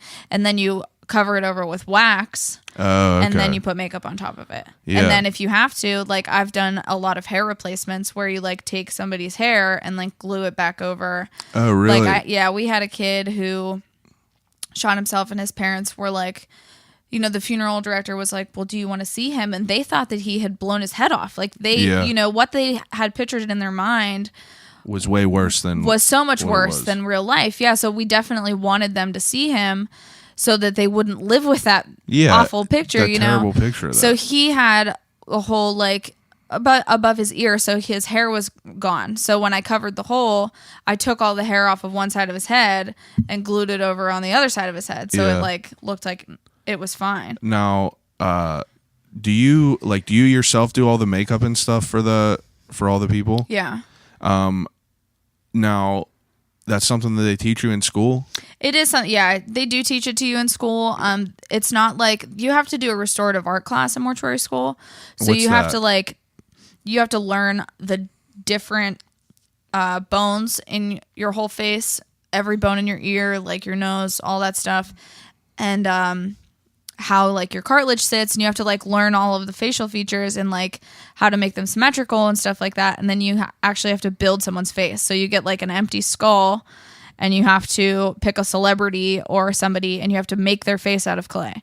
Oh, really? Yeah. What celebrity did you pick? I did my mom. Oh, really? Yeah. That's nice though. Yeah. That's pretty wild. Yeah. So sometimes you'll have to use like clay and stuff to like kind of rebuild someone's. Yeah. So if if somebody has like cancer or something, and they like their cheekbone is gone, or like their half of their nose or something like that. Yeah. Yeah. And it's disappointing because people are trained to do that, but in most cases, the funeral director just encourages the family to have a closed casket. Yeah. And it doesn't have to be like that, and it is really sad. Yeah, it is sad. Like, did you watch Evil Genius? Yes. So you know how they cut that guy's head off? Yes. And the family was like, the funeral home told us that we couldn't see him because they cut his head off. Yep. That's fucked up. Yeah, see, that's they should have sewed his head back onto his body or something like that. So you could do that, though? They could have embalmed his head separately from his body. I mean, I don't know what the situation was, but the coroner is the one who cut his head off. If someone gave you a body with a nicely Dexter cut off head, you'd be able to put them back together to be able to have an open casket? Yeah. Jeez. Definitely. Wow. I mean, that's in our embalming textbook. It's like how to embalm a decapitated head and put it back on the body. Holy shit. Yeah. That's what. So it's like that makes me upset because obviously that family is so upset. Oh my god. For the rest of their lives. That's the last that's so traumatic. Yeah, they're like the funeral home. My father he doesn't go to any funerals. Like and the reason he doesn't is because he doesn't want to see the person. Yeah. Laying there the way that they look. He'd rather just like remember see them. Yeah, remember them. Well, that's them. Okay. Yeah, that's okay. Which is completely understandable. Yeah. And I never really understood that about him until like I started getting a little bit older, and like the last couple funerals that I had to go to, and it's just like obviously you guys do as much as you can on your end to make them look. No, it's like, I mean, I wish that I had not seen most of my family members. Yeah, like no one ever looks the same. Yeah. And A lot of, I mean, I think that the work that I do is good. I think that I'm an excellent embalmer, and I definitely think that I make people look good. But I know that like the funeral home in my hometown is janky as shit. Yeah. And every family member that I've seen there, I've been like, they look bad. I mean, the more we talk about this and the more that like I think about it deeper, like you doing your job, I can understand why you love it. Yeah. And like you want to do good at it. You want to give someone like the best work that you could do to like, you know, like that's the last time that they're ever going to like Definitely be there. Now, that's fucking heavy shit. It's totally heavy. It's really, really heavy. Yeah. And it's wild because like I look at your social media and you just look very bubbly and like you look like a funny person. I am. I'm just like a totally normal person. I know, and that's why it's super great. interesting. It's like, it's great that I am kind of who I am, and I'm doing this because, well, one of the reasons the main reason that I wanted to get into death is because I know how most people feel about it. Yeah. And I don't feel that way. You know, I'm somebody who's just like is into it, and I always have been. But I looked around at my family at funerals when I was growing up, and I was like, wow, everyone's so sad. It doesn't have to be like this, you know. This is going to happen to everyone. Yeah. And sometimes I try to like drill it down people's throats, like you're going to fucking die and you better get used to it. Yeah. But I just want to educate people, and I want people to be okay with it. And it's like, no one is ever going to be okay with it. I know. I mean, I hope you're like the minority in the world that. Well, it's not like, I mean, I'm not okay with like I don't want to die. I really like living. No. I get what you're saying. Yeah, and like I'd be real sad if my mom died, but I feel like I have a much more realistic view about it, and you could put it towards comedy. I feel because like there's some people about comedy that like you love that world. You're into like you're in the dead world. You know what I mean? So like every aspect about it, you're like not as like I mean, politically correct isn't the right word, but I'm going to say it is the same way. Buttoned up as most yeah. people. You're not as buttoned up. I'm definitely loose and, like, about it. Comedians, like people, like if I go to the Improv, I know I'm going to hear some fucked up shit there, and like I don't understand the people that go there and they get offended. Yeah, you know why are you going there? Why are you going there? Someone is definitely going to say fucked up shit. But like that's why I wanted to talk to you, is because like you are like a different side of it. I feel because like even before we started recording, I was like, a funeral director. I was going to say mortician, but a funeral director on like I just refer everything to movies because like that's where I start to love things and get fascinated by things because you see it in a movie and you're like, holy shit, I'm curious about that. But you see like an old creepy guy or like the character Sphinx from Gone in 60 Seconds where he's eating a sandwich and he lays it on top of the dead person. And like I swear to God, that's the first thing I thought of, and I was like, it's definitely not that, but like I'd like to. You picked up that reference though? You've seen that? Okay. That's awesome because I was gonna say something. I'm sorry I cut you off. It's okay. Oh, so my grandpa died last December. Okay. He was 93, and he had been, it was to the point where my family and I were like, when the fuck is this guy gonna die? Like, let's go already. Yeah. So he was living at his house by himself, and he would have like a nurse come check on him twice a day. Yeah. All my aunts and uncles live in the same town, so my aunt would feed him breakfast, my mom would feed him lunch, my aunt would feed him dinner, and people would keep checking on him. Yeah. So my aunt Rosemary was feeding breakfast every day, and she expressed to my mom and my other aunts like, oh, I know I'm gonna be the one who finds him dead because I have to feed him breakfast. He's gonna die in the middle of the night, and I'm gonna go in and find him. So she did, and she went in and found him. He had fallen, and she found him dead, and she called the ambulance and everything. And after the visitation, we're at my aunt's house, and me and my mom and my brothers and my cousins are outside smoking weed. And my mom's like, I feel so bad for Ramona. She like knew that she was going to find him dead because she was feeding him breakfast and everything. And I was like, well, I guess she should have fucking tried to feed him dinner then. That's her own fault. Yeah. So did you have like you weren't involved with his funeral service at all? Okay. No. Do you think you would would do that on a family member? Yeah, I would have embalmed my grandpa. Yeah. Yeah. I feel like that if I was in that world, I definitely would have. Yeah, Because I feel like I would want to be the one to do it.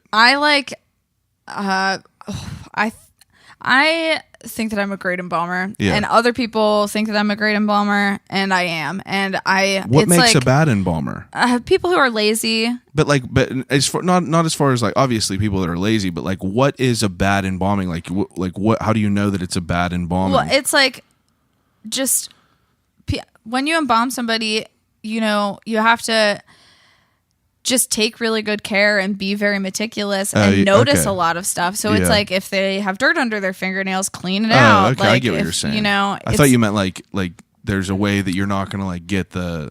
Well, yeah. So sometimes like they don't like their head doesn't get embalmed and they don't do anything about it. They're just like, well, I'm done now. Where no, you keep going. Like you do something, you solve the problem. Yeah. That's what I mean by lazy people. It's like they do one thing, and if like their hand or their head doesn't get enough fluid, then they're just like, well, I did it. What happens if then they look like shit, and they like they turn gray. And, oh really? They yeah. Oh shit. Yeah, it's like they get dehydrated or something like that. Now, do you have to deal with like how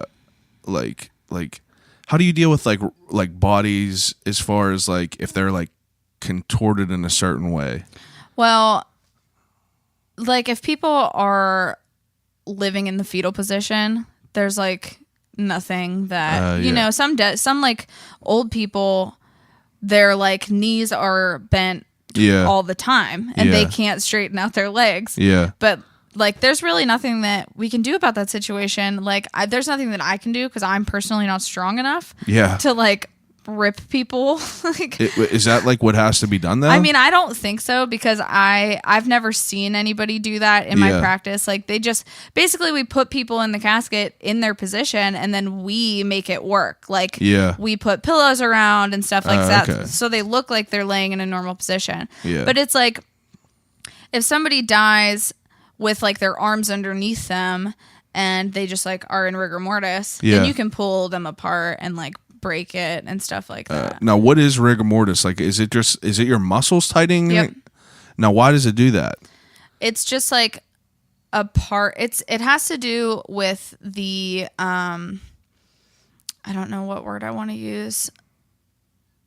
I want to use like proteins or like enzymes or something in your muscles, just like the breakdown of whatever is in your muscles. If I were more brushed up on my education, that's all right though. But no one knows what those words are mean anyway. Well, I mean, it's like I definitely knew at one point, but it's about like the breaking down of your muscles. So it's like rigor mortis starts to happen 2 hours after you die, and then 2 hours, and then it goes from like 2 to 4 hours or 2 to 6 hours, and then it breaks, and then you're like loosey goosey again, and then it sets, really, and then it sets back in. So it's Jesus. like That's so it's crazy. like the best time to embalm somebody is like as soon as they die. How often does that happen though? Usually never. Okay. I mean, I shouldn't say never. It's like somebody dies, we go pick them up, we embalm them. Now, do you guys like an hour? Do you guys are the ones that go and pick people up? Yeah. Oh, really? That happens? Yeah. I go pick people up. Funeral homes go pick people up. There's a thing called removal service that you call, and people, that's all that he does. He just goes and picks up dead like people sunshine cleaning all the time. Yeah. Have you seen that movie? No.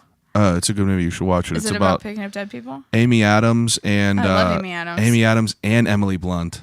Okay, what? They're both in this movie together, and Amy Adams was like this. She was just down on her luck and just cleaned houses and got turned on by cleaning up crime scenes. Oh yeah, and got paid crazy money for it. But I love The Office, and I love Jonathan Krasinski, and I love his wife. Yes. And I mean, you have to love that. And I forgot that Emily Blunt was in it, but me and my wife just watched that again, and I was like, holy shit. Oh, like, I should watch that. It sounds like it would be. It's very good. Alley. Yeah, but then I was gonna ask you if funeral director movies are realistic, but I don't have a reference to like an example of one. Do you have examples of one? Like what are things that people genuinely ask you? People ask me disgusting questions like about dead dicks and stuff like that a lot. What do you mean? Like, do people get boners when they die? Do they? No. I didn't think they could. That's why I didn't ask. People don't get boners when they die. People ask me a lot if people like shit themselves when they die. And I have like a very good scientific answer for that. See, I was one of them people. Yeah, I was guilty. it's okay. And I mean, that's fine. Now, did you I ever want have- people to ask me any question. I know, and that that's they what I'm have. trying to like think of because Yeah. like I feel like that this like What I kn- usually happens is people ask me what I do. Like if you just met me and you don't know me, Yeah. people are like, "What do you do?" And I say, "Oh, I'm a funeral director." Then people just start bouncing And questions. People off go, you. they're taken aback. They're like, Yeah. you know, and then they'll be like, "Oh, I'm like," and they're it's such afraid. like a crazy type Yeah. like thing that no one wants to like think that there's people Well, that want so to do it. They're like shocked that that's what I do, and Yeah. then they get scared.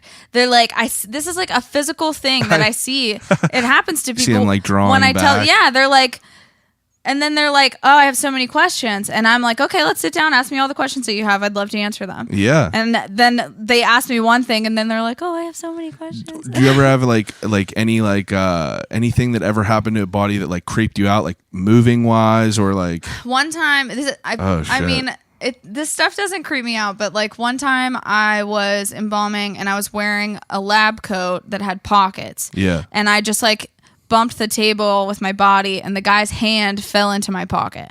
Jesus. It See, was like- just like, that was the craziest thing that's ever happened. And like, have you ever been religious? Like to the point where you were like, no, I like believe in God and I'm not religious and I don't believe in like organized religion. I was just gonna say it. Organized religion is the only thing that I just like throw right out the window. Yeah, I don't. I'm just like, I'm not- I believe in a higher power. It's not for me. And like I have my own morals. Good. I'm a good person. I'm not. Yeah. I'm not a piece of shit. Right. That's fine. But I don't think that if I, if I swear or like think about Emily Blunt naked, that I'm Yeah. gonna go to hell. No. Because I just think that there's more important things, Yeah, bigger fish to fry. definitely.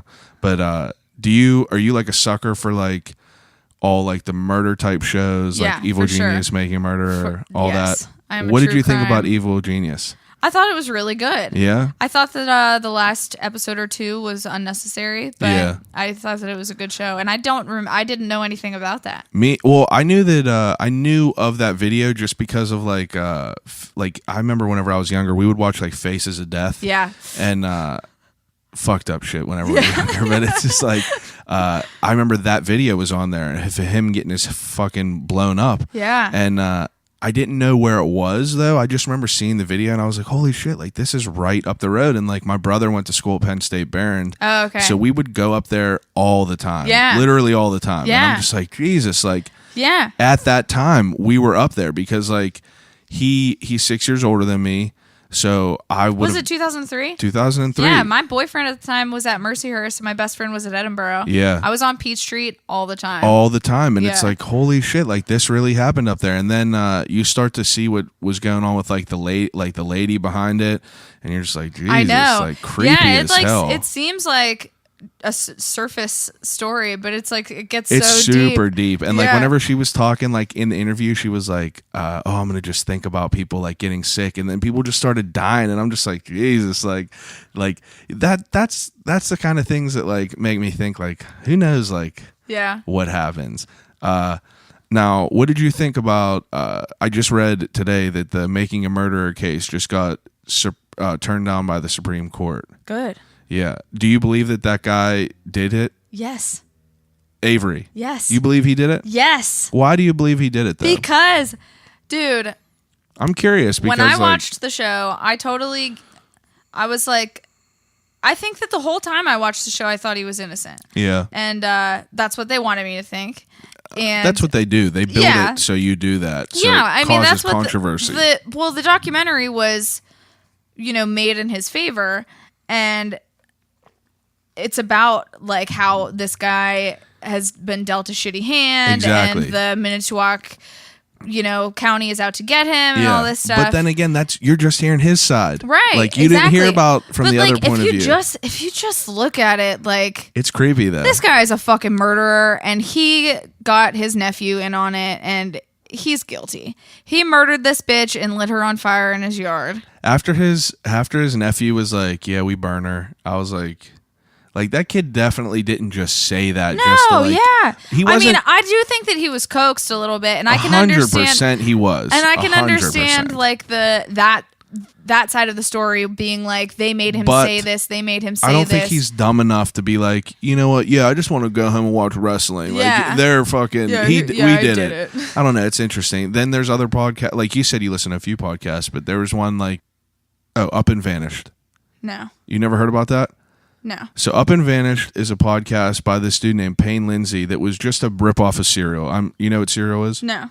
Oh, Serial? Oh my God, you need to listen to it. It's a podcast. It's about this dude who supposedly killed this girl, and it was like the first murder mystery like that spawned all things, and it is so fucking crazy. This is a podcast? Yeah, and it's happening right now still as we speak. So don't Google it because it'll give things away. But like, you should 100% listen to the podcast. I was crazy addicted to it. I will. Then there's another one called The Atlanta Monster. It's about the child killer in Atlanta back in the day that was just like, there was a bunch of like African-American kids just getting snatched up and turning up dead. And do you know anything about the Golden State Killer? I don't think so. No, go ahead, lay it on me. Are you sure you haven't heard anything about this? I might have. Well, it's a book that was written by Patton Oswalt's I know wife. that the DNA shit that is just coming out. Do you know about the book? No. So Patton Oswalt's wife, I know. She Michelle was a writer. McNamara, died. Rest in peace. She wrote this book. Yeah. And died in making it, and was obsessed with it. And with the Golden State Killer. With the book, yeah. She named him the Golden State Killer. Oh, really? Yeah. Now just start from the beginning. Like I don't know really about the Golden State Killer. What is? So he is this guy who from like 1976 to 1986. So like from 1976 to 1980, he raped like 50 women. 50. Yeah, and he would just like he did it in these neighborhoods in California that had like raped and killed them. No, just raped them. They had like, you know, big fences, you know, like walls in their backyard. Yeah. And their yards were like connected by these walls. Yeah. And they were all one level houses. So he would go into these neighborhoods and he would like creep on all these people and just like sit outside their houses and then wait for them to be alone. And then he would he'd wait for them to leave and then go in and like make sure he'd be able to get back in. Then he'd wait for them to be sleeping. He'd come in and rape them. And he would then he started doing it with couples where he would like tie them up and he would have the woman tie up the man and then he would take plates and bowls from the kitchen and put them on the man's back. And he'd be like, if I hear these move, I'm going to murder you and your wife. Holy fuck. Then he'd take her into the living room and he'd rape her for like 3 hours. And he would like pretend to leave and then wait for her to move and then like put a knife next to her face and all this stuff. God. So that when he actually did leave, she waited like 3 hours before she called the cops or anything like that. She just laid there. So he did this in different neighborhoods in California for like 5 years. And then he almost got caught. He tied up a couple. And then as he was like getting ready to rape the woman, she got out. And she ran outside, and her boyfriend, who was in the bedroom, also ran outside. And they like notified their neighbor, who was a sheriff, and he like chased the guy down and almost caught him, but he didn't catch him. So then, oh my God. Then he like went on hiatus for a couple years, and then from like hiatus 1982 to 1986 or something like that in Southern California, he raped and killed 12 people. And oh my God. So since 1986 until now, he has never been caught. And she wrote this story. What was it called? The Golden State Killer. Oh, it was called that. Yeah. So his name was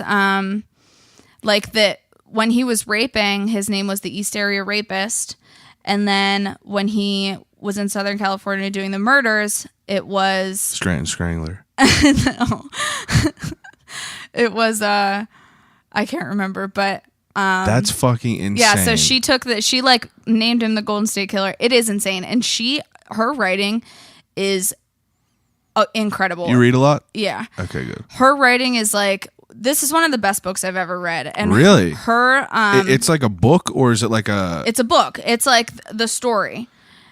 She has contacted every single family member of every victim. She's in with the Sacramento Police Department. She's like best friends with... She was taking Xanax and didn't wake up? Yeah, she had... sleep apnea, right? I don't know if it was sleep apnea. She had like a pre-existing condition that... I don't know. I don't think it was sleep apnea, but it was something where she didn't wake up whenever she was supposed to. Well, so it was like the mixture of her depression and anxiety medication mixed with the pre-existing condition that she had. Fucked up. I know. The shit with Patton Oswalt, like what he wrote and everything. I know. It's just like that shit right there makes me just cry. Yeah. Like I'll read that and I'll just cry. Yeah. It's fucked up. I know. So this book came out in February, and they caught him like in April. That guy's that's the guy though? Yeah. And like it was proven? Yes. It's him. It was proven by DNA. Jesus. I saw that on all like the headlines, like the book. Yeah. Book led to him being caught. Yeah, so they had a press conference the day he was caught. Yeah. And one of the reporters was like, did Michelle McNamara's book have anything to do with this? And the reporter was like, I'm really glad that you asked, because it didn't have anything to do with this. Nothing in that book led us to this man and all this stuff. So she writes in the book, like, my only wish is that Ancestry.com and 23andMe would cooperate with law officials and let them use their databases, but they can't because of their privacy policies. She writes this in the book. And up until that point, nobody had ever fucking thought of that before. And then on the news, they're calling him the Golden State Killer, which is a name that she made up. And they're like, she didn't have anything to do with it.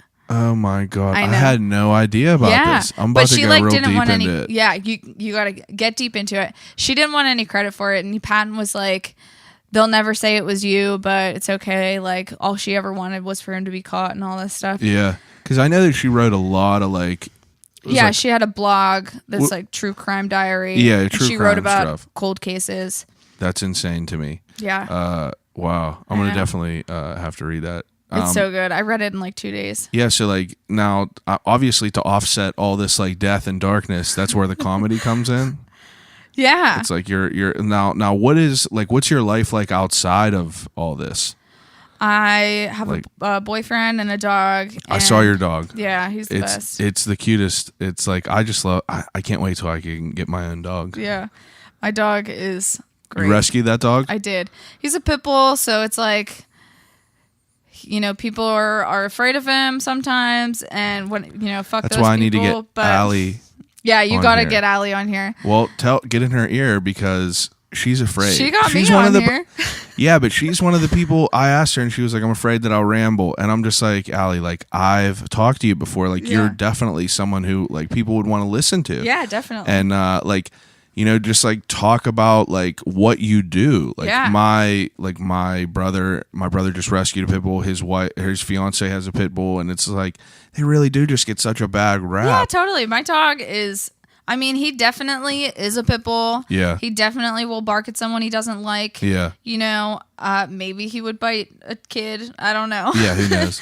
But it's all about how I work with him. That's 100% it. Yeah, it's me. It's like if he chose to bite a child, it's my fucking fault because I need to train him to love everyone. Yeah, and you rescued him? And he has a lot of anxiety. So like when he meets somebody and they don't know about him, then he gets all freaked out. I rescued him from the Humane Society.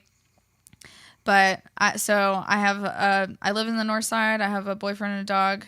I do a lot of yard work. And you like yard work? Yeah, I'm like obsessed with my yard. Life and death. It's like you offset everything. Totally.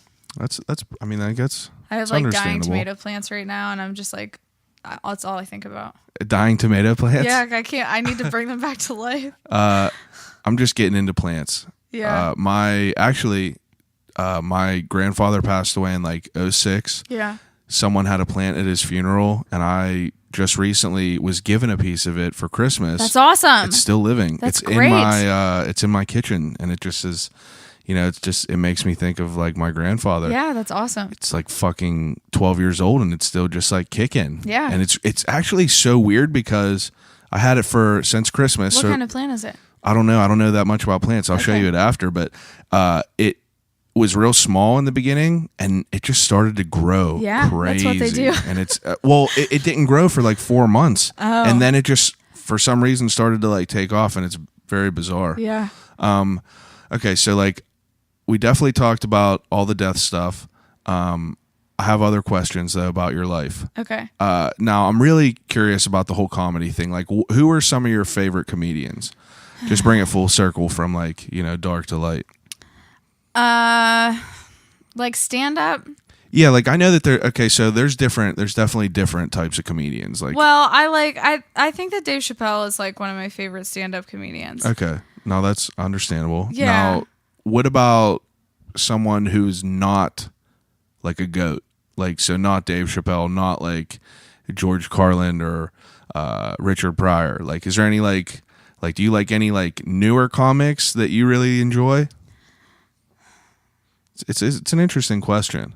I mean, I like all of the comics who are like, I like Anthony Jeselnik, and I like that guy who's on who took over the Daily Show, Trevor Noah. Yeah, Trevor Noah. I like him.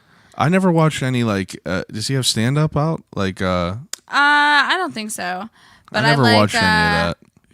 I can't remember what that Tig lady. I like Tig her. Notaro. Yeah. Yeah, her last special was funny. Yeah. She's definitely different. Maria Bamford is like super weird. Yeah.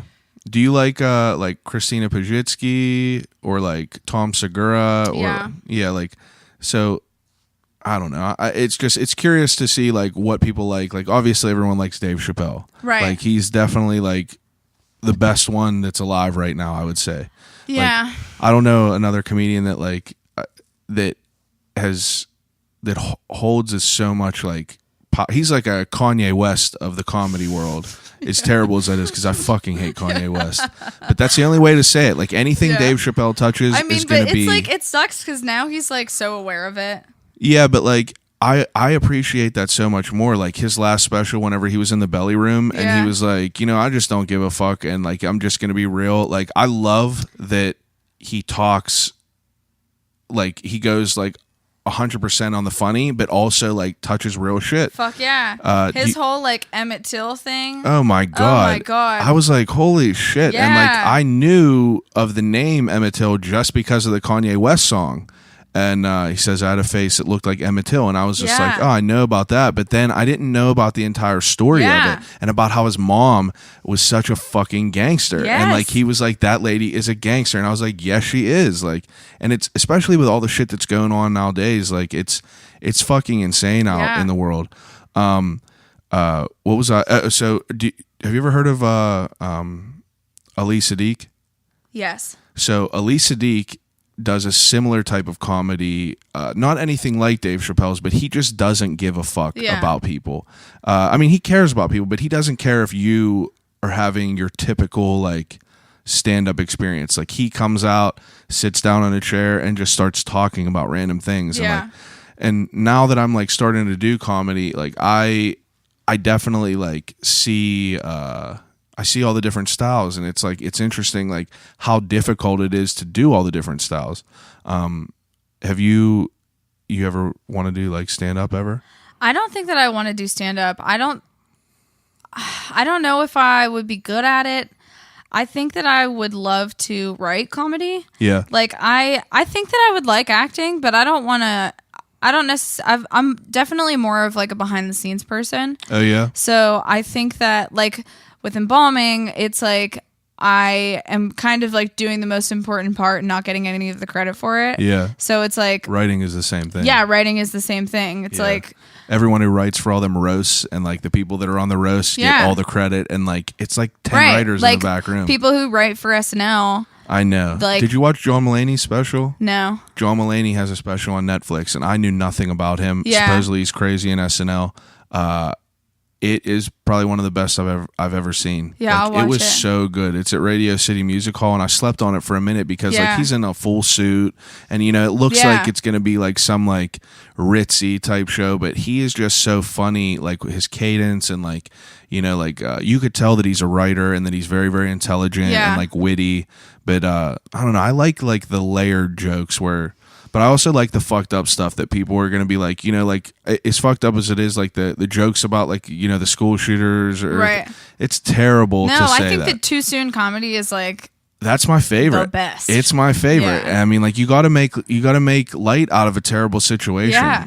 I mean, like people are already aware that it's happening. It's like kind of, you know, bring it back a little bit. Right. Everything is so fucking heavy nowadays. I know. It's like, and that's why I just love comedy. Like I love listening. Like all the podcasts I listen to are all comedians, and I'm just like trying to laugh all day. Yeah. I fuck around with my wife. We joke all the time. We just watch comedy, and it's like I don't want that negativeness. Like you turn on the news, and it's just Donald Trump this, or like, you know, something about these people. And I'm just like, dude, like I need to take a break from all that. That's how. Do you know James Phelps? James Phelps? Yeah. You should know this person. He's a very good friend of mine. Okay. And he is a comedian in Pittsburgh. James Phelps. He is a comedian's comedian. He's funny? He holds comedy nights with like, I don't know how many comedians are on the comedy nights, but he does stand up. He's been doing stand up for a long time, and he does it all the time. And he's funny as fuck, but he's very like, I just watch comedy. I don't watch the news. Yeah, I mean, like that's pretty much where I am. Like, if I am not watching, like me and my wife will have our show that we'll like rip through at that time. Like we just finished Fuck That's Delicious with Bronson. Yeah. And like we were watching Bourdain, but if I'm not watching things with her, it's just like The Office is on the whole time. Yeah, me and too. like I could watch it a million times and still see the different layers. Yeah. And just like you were saying in the beginning, like how like all these actors have like all different lives, and it's like you have to think about like how insane it is that like they're playing like kind of dumb characters and everything, but like imagine how incredible they have to be at what they do to be able to do that for 10 years. Yeah. And that's why I wish more people, like, that's part of the reason that I like do these things. It's like I want people to like learn and progress their knowledge as far, because I enjoy it myself. Like I like to see the stuff behind the scenes. But okay, so I have a ending segment. Okay. I ask everyone this, and it's from The Office. It's called Desert Island Questions.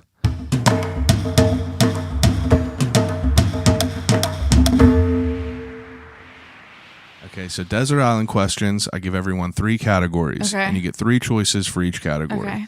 First category, to take with you on a desert island to watch over and over and over again, is 3 movies. 3 movies. Yes. SLC Punk. Yeah, that's a good one. Hook. Oh, God. I want to say The Breakfast Club. No. Nope. Kill Bill 1 and 2. Oh, those are good. Yeah.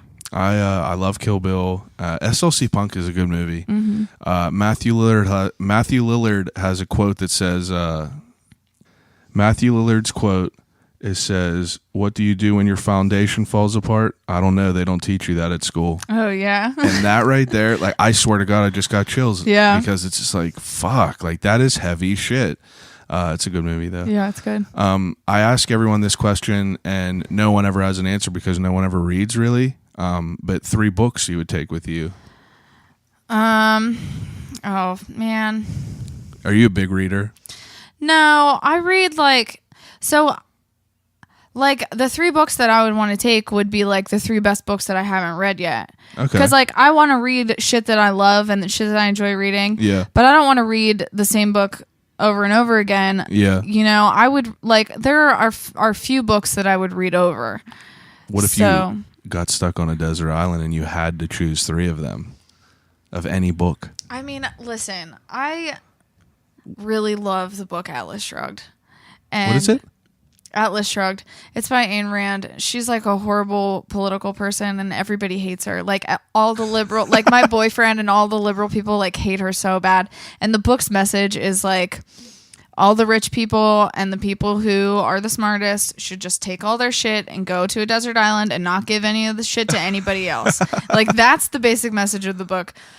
But she's a philosopher and she's like, well, that's fine. I mean, like it's like 1,600 pages long. 1,600? Yes. Jesus But Christ. I read it and I thought it was fucking incredible. I mean, it's very like wordy, like something she could explain in a paragraph takes like 15 pages. Oh, that's why I quit reading it after 300 pages. I've never read it. Yeah, well, if you don't want to listen to 30 pages about what's on a coffee table. Yeah. That's I I'm don't not have time for that. Not interested. Yeah, and Stephen King is he's great at Yeah. that style. So if you like that style, read all about it. But it was painful. I think that I would I don't know. Have you ever read any comedians' books or anything like that besides for like Judd Apatow? Like I really want to read Doug Stanhope's book. No. I read Steve Martin's book. I read a book about a biography about Richard Pryor. How was that? It was good. It was sad. Are you yeah, he was a fucked up dude. He had a lot of demons. Are you a fan of his? Yeah, I think that his comedy is funny. Were you like a bit like, have you like listened to like his old albums and shit like that? See, like that's the stuff that I think is like, that stuff has me in stitches. Yeah. Like I'll like whenever he talks about like just, he is so good at talking about such simple things and describing them in such a way that creates such a vivid picture in your mind, and like also explains what is funny. Yeah. Like, it's like he serves it up on a fucking dish. Yeah, for it's like, you. okay, this is when you don't have to think now. whatsoever. Yeah. It's like, and like he just messes around, and I mean that's what makes people a professional. Yeah. I don't know. Someone told me that there was a Robin Williams book. I don't know. I don't know if there is. I feel like I would have heard about that. Yeah. But if there was, I would read one about him. There might be one about him, but I don't think that he wrote one. Me either. I don't think that he would be the person who would write a book about himself, because he wasn't super into himself. Yeah. You know? Yeah. I read Sarah Silverman's book, and I kind of like her. I mean, like, I can definitely take her or leave her. Yeah, I mean, I'll take her or leave her. There was one part of her book that this is going to be too long to explain, but I'm going to do it anyway. That's all right. Go ahead. So she talks about the first time she bombed, and she had a brother who was born before her. Yeah. And so it was her older sister and then her brother, and her parents won this like big trip. So this was in like the 70s. They went on the trip, and they left her brother to stay with Sarah's grandparents, her mom's parents. Yeah. And they had this like,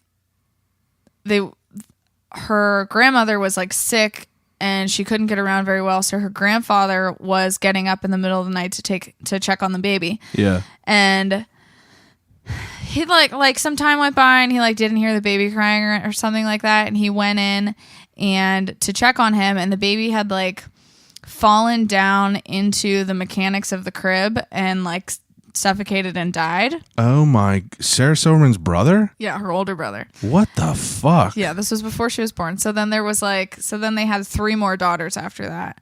So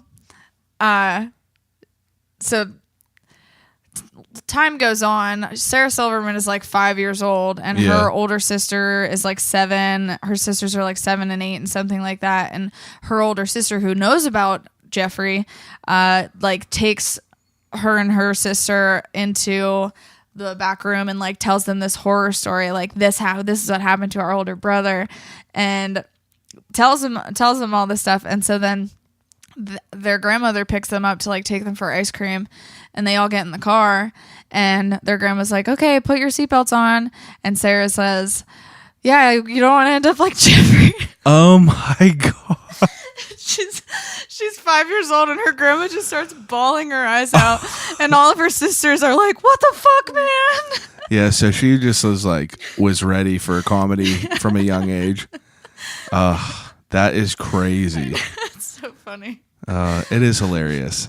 That's, you got to find the good out of things. I think that like that's the kind of shit that is so funny to me. Yeah, it's like that's like absolutely. Oh That's my definitely that's crazy. Like you said though, I take her or leave her though. Like if she's on podcasts as like guests, like I respect her. Yeah. Like she is a powerhouse, and like you got to respect that. But I watched her I Love You, America. I didn't watch that. I thought it was good. It was like not good from a comedy standpoint. Yeah. But she goes to places that where she does not agree with people and she Yeah. like finds common ground with them. I And appreciate that. Yeah, it's cool. I really like that because like Yeah. Anthony Bourdain has a quote that says he hates certainty. Like that Yeah. was he was talking to Mark Maron about it, and like I don't know, it's just like I'm very like open to Yeah. like I'm not dead set in my ways. Like Same. I just want to like take in information, chew it up myself, Right. and come out with my own conclusion. Yeah, that's like, you have to be.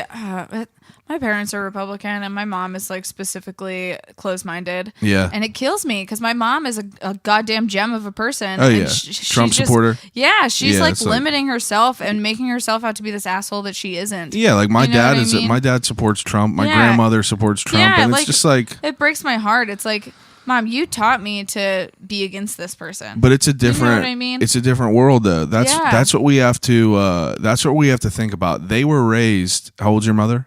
54. It's a different time. Yeah, it totally is. And she's been Republican my whole life. Yeah, like, but it's like I try to wrap my mind around like my dad had a Trump sign out in his my house, mom has one on her car. and I'm just like why the fuck do you have this? And Yeah. then like I think, and I'm just like. You know, like that was literally a different time that we will never ever understand. Yeah. Like in the past 10 years, the world has progressed so much for us that we are like everything's so PC now. Like I have like a favorite movie called The Monster Squad, and they say they talk about like weight issues in there. There's a fat kid in there. His name is Fat Kid.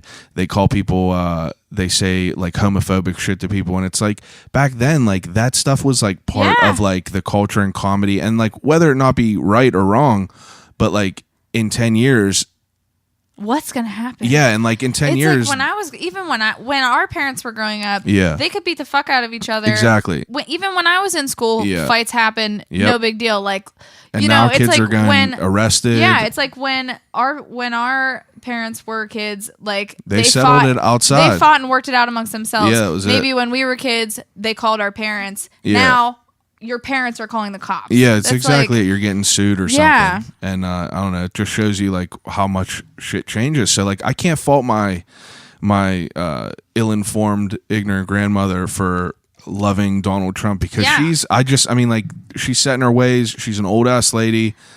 I can't expect her to be like, oh yeah, like let's change Yeah. my views that I've Right. had my entire life.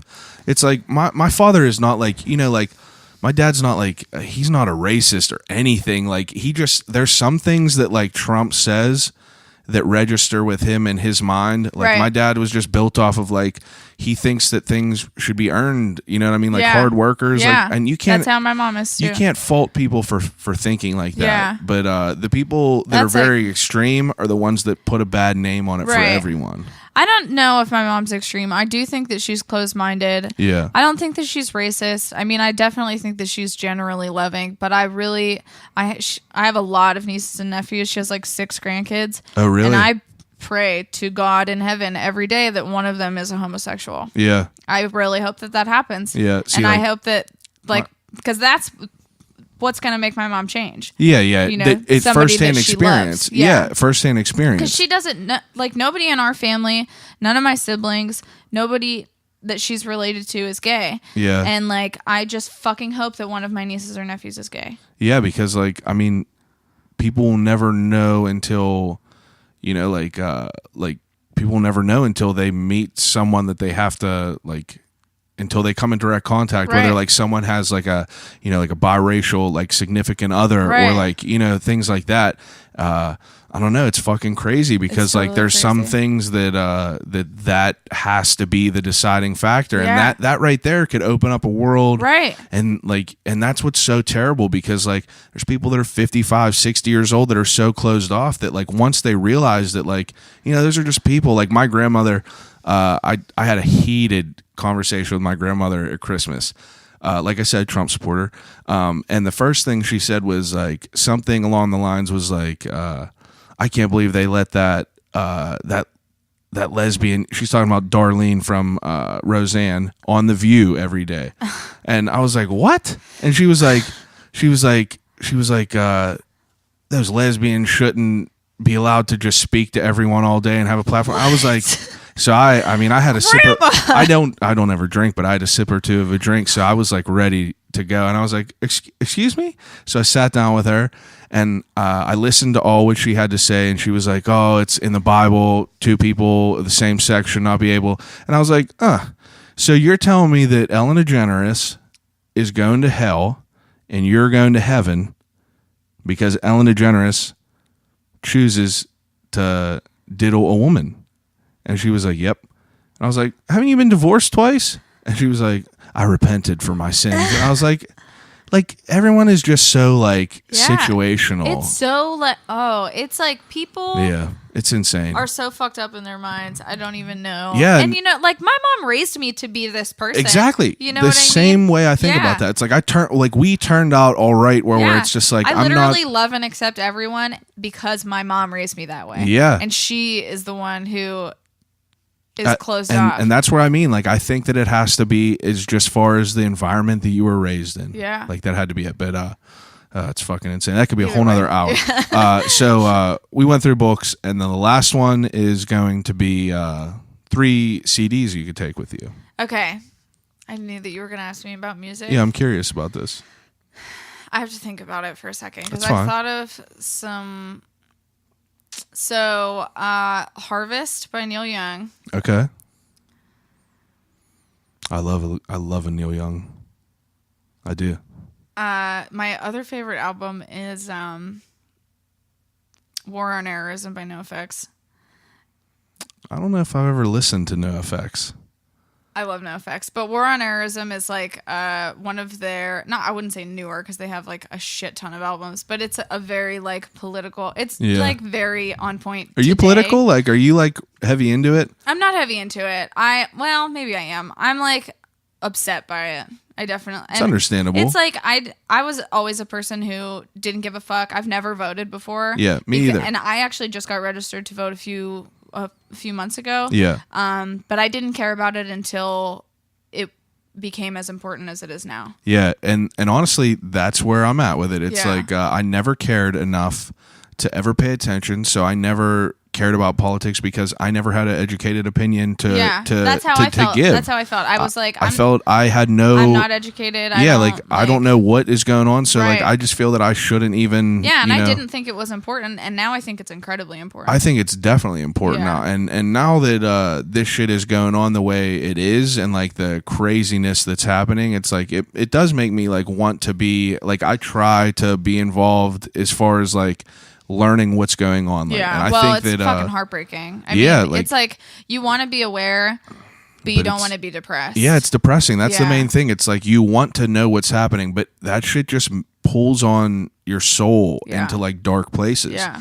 And it's hard to find a balance like, with that. I fucking am a pretty happy person, but I cry when I think about stuff like this. Like, I'm like immediately brought to tears. I saw It's a like, picture the other day of the camps that they have for the kids now, and it was an article that showed a color rendition of the concentration camps from the Holocaust, and it looked identical. Yeah. And you're just like, no, yeah, gotta be that's like- something going on there where you're just like, but you know, it's like. The only reason I have Facebook is obviously like to network this podcast, kind of spread the voice with that. It's like I'm not really outspoken on there. It's like I don't really ever talk. I don't really ever get serious. Like I'll share funny, stupid dog videos or whatever because everyone else is just sharing the stuff that's just like, you know, terrible. And especially the stuff with like the kid who just got shot in the back by the police, Anton, and it's just immediately once something happens, you see the people and how they react. It's like, and you're like, well, you're a terrible person. I know that. You're a terrible person. I know that. And like you see people that you were friends with that you're like, Jesus, that's really what you think. And it completely takes away any validity that person has had. You're just like, you're kidding me that you're saying that, like, cause they spread that false story that he was involved in a drive-by and people were like, fuck that kid, he was just like a terrible kid, innocent, or he was not innocent, he deserved to get what he was. And you're just like, you're fucking insane. You're that's literally like insane. This morning they were like, oh, my coworkers were like, oh, they're going to be protesting again today. And I was like, no, they're not protesting until tomorrow because of the funeral and the viewing. They like want to be respectful to the family. And my one coworker was like, well, I definitely don't think that, you know, he didn't deserve that, but why did he run? He should have stayed in the car. That's not the point. And not you know the point what? Whatsoever. He probably ran because he was afraid of fucking dying. 100%. And he probably would have ended up dead whether he stayed in the car or not. Yeah, if you're white, your whole conversation you literally can't have. Yeah, just shut up. Yeah, you couldn't even fathom what's going on because like if you could look at the news and what's going on and you could wholeheartedly say that there's nothing wrong, you're fucking insane. Yeah. Because I mean there's just numerous videos of just like cops, whether there be like Michael Brown as far as like stealing something or pushing people, like these kids are like young ass kids. Right. And whenever I was 17, I was doing stupid fucking shit. And you know what I mean? Like, and now they're seeing like everything that's happening on the news. Like, imagine being 17, how scared you'd be, even if you did have a fucking gun in your waistband. Like, how could you be like, you know what, sir? I do have a gun. I want to do the right thing. Like, it's just like, it's such a fucked up, like. I got pulled over 2 weeks ago and I am a white woman and I have had a generally good experience with cops. Yeah. And my boyfriend hates the police and he has the whole time that we've been dating. That's just been his opinion. And the cop was really shitty to me. He was super rude to me and he gave me a ticket. And I was like texting my boyfriend and I was like, every time I see a cop car now, I'm afraid. And he was like, imagine if you were black. Yeah, I mean, it's fucking nuts. Yeah. And I mean, it's a shame what happened with like, I mean, Jimmy Wapo, and like all these other people that it's not even, like, that's just in our state, right? The it's couple in people. our city. It's like, but I hope and I hold out hope that in Pittsburgh, it will have a different result.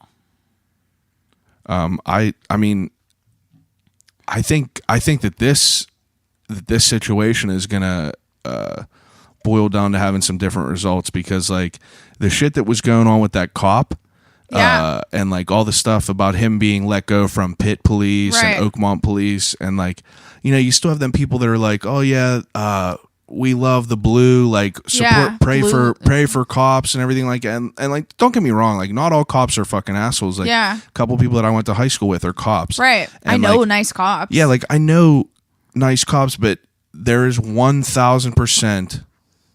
It's proven that there are fucked up people, and it's like if you don't question it and you don't like even accept that there is that in the world, and that like you're part of the like the problem of it all. Yeah. And I mean, I don't know. I don't mean to end it on a terrible deep thing. Last two questions. One is a death row meal. Oh wait, you didn't answer your last CD. I know. I'm sorry. It's okay. I was kind of hoping to not answer it. That's all right. I'll cut out any dead time, so take your time.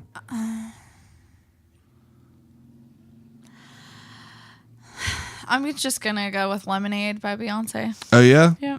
Now let me ask you a question that you brought this up, Lemonade. Beyonce's held as like some female figure of such importance and such a strong female view of everything. A lot of feminists like her and everything. And you know what I don't understand? Kind of throws her whole argument out of the window is like, why is she still with Jay-Z? It was a rumor. Was it? I don't know if it was a rumor. I think that it was 100% No, it true. was not a rumor. He definitely fucked around. 100%. But the whole album... I know that it was like a marketing thing, but... Yeah, it was a marketing thing. 100%. It was just good marketing. Yeah. But it's like, I don't think that you have to leave somebody if they cheat on you. No? No. I mean, I could understand that. I was just curious of like women's points of view on that. No, I think that, I mean, I completely understand your curiosity on that subject. And I think that, you know, it can be argued that she should have been like, fuck you. Yeah. But it's like... You have kids together and stuff. Yeah, like, well, even if you don't have kids together, I don't think that you have to leave somebody if they cheat on you. Could work through problems. I can understand that. Yeah. I was just curious. I mean, I couldn't even say that I probably would. I would probably be like, let's try an open relationship. Yeah. You know? Yeah. Or something. I mean, it depends on... It depends on the on the situation. validity of the relationship. It's like if the relationship is worth salvaging, then you can still be a feminist. Yeah, they that's true. Okay, understandable. Death row meal. I think that I would go with meatballs. Meatballs? Spaghetti and meatballs. Oh yeah? Yeah. Okay. And then the last question, if you could have a conversation with anyone alive or dead, who would it be and why? Sorry. The first person that popped into my mind was Eleanor Roosevelt. Oh yeah? Yeah. When I was a kid, I was obsessed with Eleanor Roosevelt, and I thought that she was a badass because first of all, she married her first cousin. Yes. Teddy Roosevelt? No, Franklin Delano Roosevelt. I don't know why I said Teddy Roosevelt. That's okay. He was her cousin too. That was her first cousin? Franklin Delano Roosevelt was her first cousin. And but she was like a badass. She like did the presidency while he had polio, and she was ugly as fuck, and her mom told her that she was ugly from the time she was little. Like her parents didn't like her and they didn't want her and all this stuff, and she was just like a fucking bad bitch. But it's Lucille Ball. Lucille Ball? Yeah. I would love to talk to her too. She's the one. I mean, I'm not going to even front to like say that I'm a big fan. Like I've watched I Love Lucy, but Ali Sadiq is a bigger comedian. I had like the opportunity to interview him, and he said that like he mentioned her quite a few times. Yeah. And I guess that she held some pretty she had some pretty big shoes to fill, because like I started Googling her more. I was like, I Love Lucy? Like this dude's mentioning I Love Lucy? Lucille Ball is like insane background. Like I didn't know how crazy it was, but she definitely has a crazy background. Well, I appreciate you taking your time out to talk to me and educate me about. I hope that we talked about everything. We talked about everything. If not, I mean, you're more than welcome to come back whenever. Okay. Take a second. You could plug anything you want, Instagram, whatever. I know your boyfriend's in a band. I'm actually a pretty good fan of it. Oh yeah. I just got put on. My buddy Tom, I guess, is friends with your boyfriend. Tom who? Gmitter. Oh yeah. Yeah. The plumber. The plumber. Yeah, I know him. Tommy G. Yeah. But he sent me a video and a song called "The Whale" or something. Yeah, Rupert. Yeah, I enjoy it. Well, you should listen to some of their other stuff. I would like to. Tom actually, he just kind of put me onto it all. So do you have Spotify? No, I'm an Apple Music guy. Okay, well, but we'll figure it out. I don't think they're on Apple Music. That's all right. I'll find it. Yeah. They're on YouTube. I'll get it on there. Yeah. Plug their name. The band name. Oh, Grand Piano? Grand Piano. Yeah. Okay. Go Grand Piano. They're playing Piano. at the Deutschtown Music Festival at 8 o'clock by the pool. When is that? July 14th. Where is that, around here? It's in Deutschtown. Hang on, July 14th. Deutschtown Music Festival, #1 best music festival in Pittsburgh. I know that everybody already knows about it. I have no idea. Where's it at? It's in the north side. It's I like they shut down all the streets. Well, dude, the north side is the #1 neighborhood. North side, best side. Well, I will. But you should come down for the music festival. It's like my house is right there. The 14th. Yeah. Yeah, I mean, it's like, all day fuck long. I'll definitely come down. It's all day. They have like hundreds of bands. They shut down streets and shit. I don't think I have anything going on. It's fucking awesome. I'll come listen to music. Grand Piano plays at 8 o'clock. All right. Grand Piano plays at 8. Plug anything you want to plug. I don't know. Some people don't want to plug their Instagram. Some people do. My Instagram is... what is my it? Instagram like, what is that? Esmeralda Villalobos. Do you want to know what it is? Yeah. Esmeralda Villalobos is the name of the cab driver who picks up Bruce Willis's character in Pulp Fiction, and she says, what is it like to kill a man? Oh my God. Yeah. Wow. But there's no like vowels in it. It's like spelled all fucked up. Yeah, that's what I wondered. Like I knew that it was something weird. Yeah. I didn't know what it was, but I mean, well, when I became a professional, I wanted to make myself hard to find on the internet. Yeah. So it's understandable. Yeah. Okay. Well, I appreciate it. Yeah. If they want to find me, they will. Yeah. If you want to find her, you will. Anyone who wants to find me, you could look at my social media at I'll Call You Right Back on Instagram, at ICYRB Podcast on Twitter. I'll Call You Right Back on Facebook, or you could email me at I'll Call You Right Back at Gmail. Tell me what you like. Tell me what you dislike. Tell me if you have a person that you want me to talk to on here. call me a piece of shit, whatever you want to do. Give me some feedback. I appreciate everyone listening, and I'll call you right back.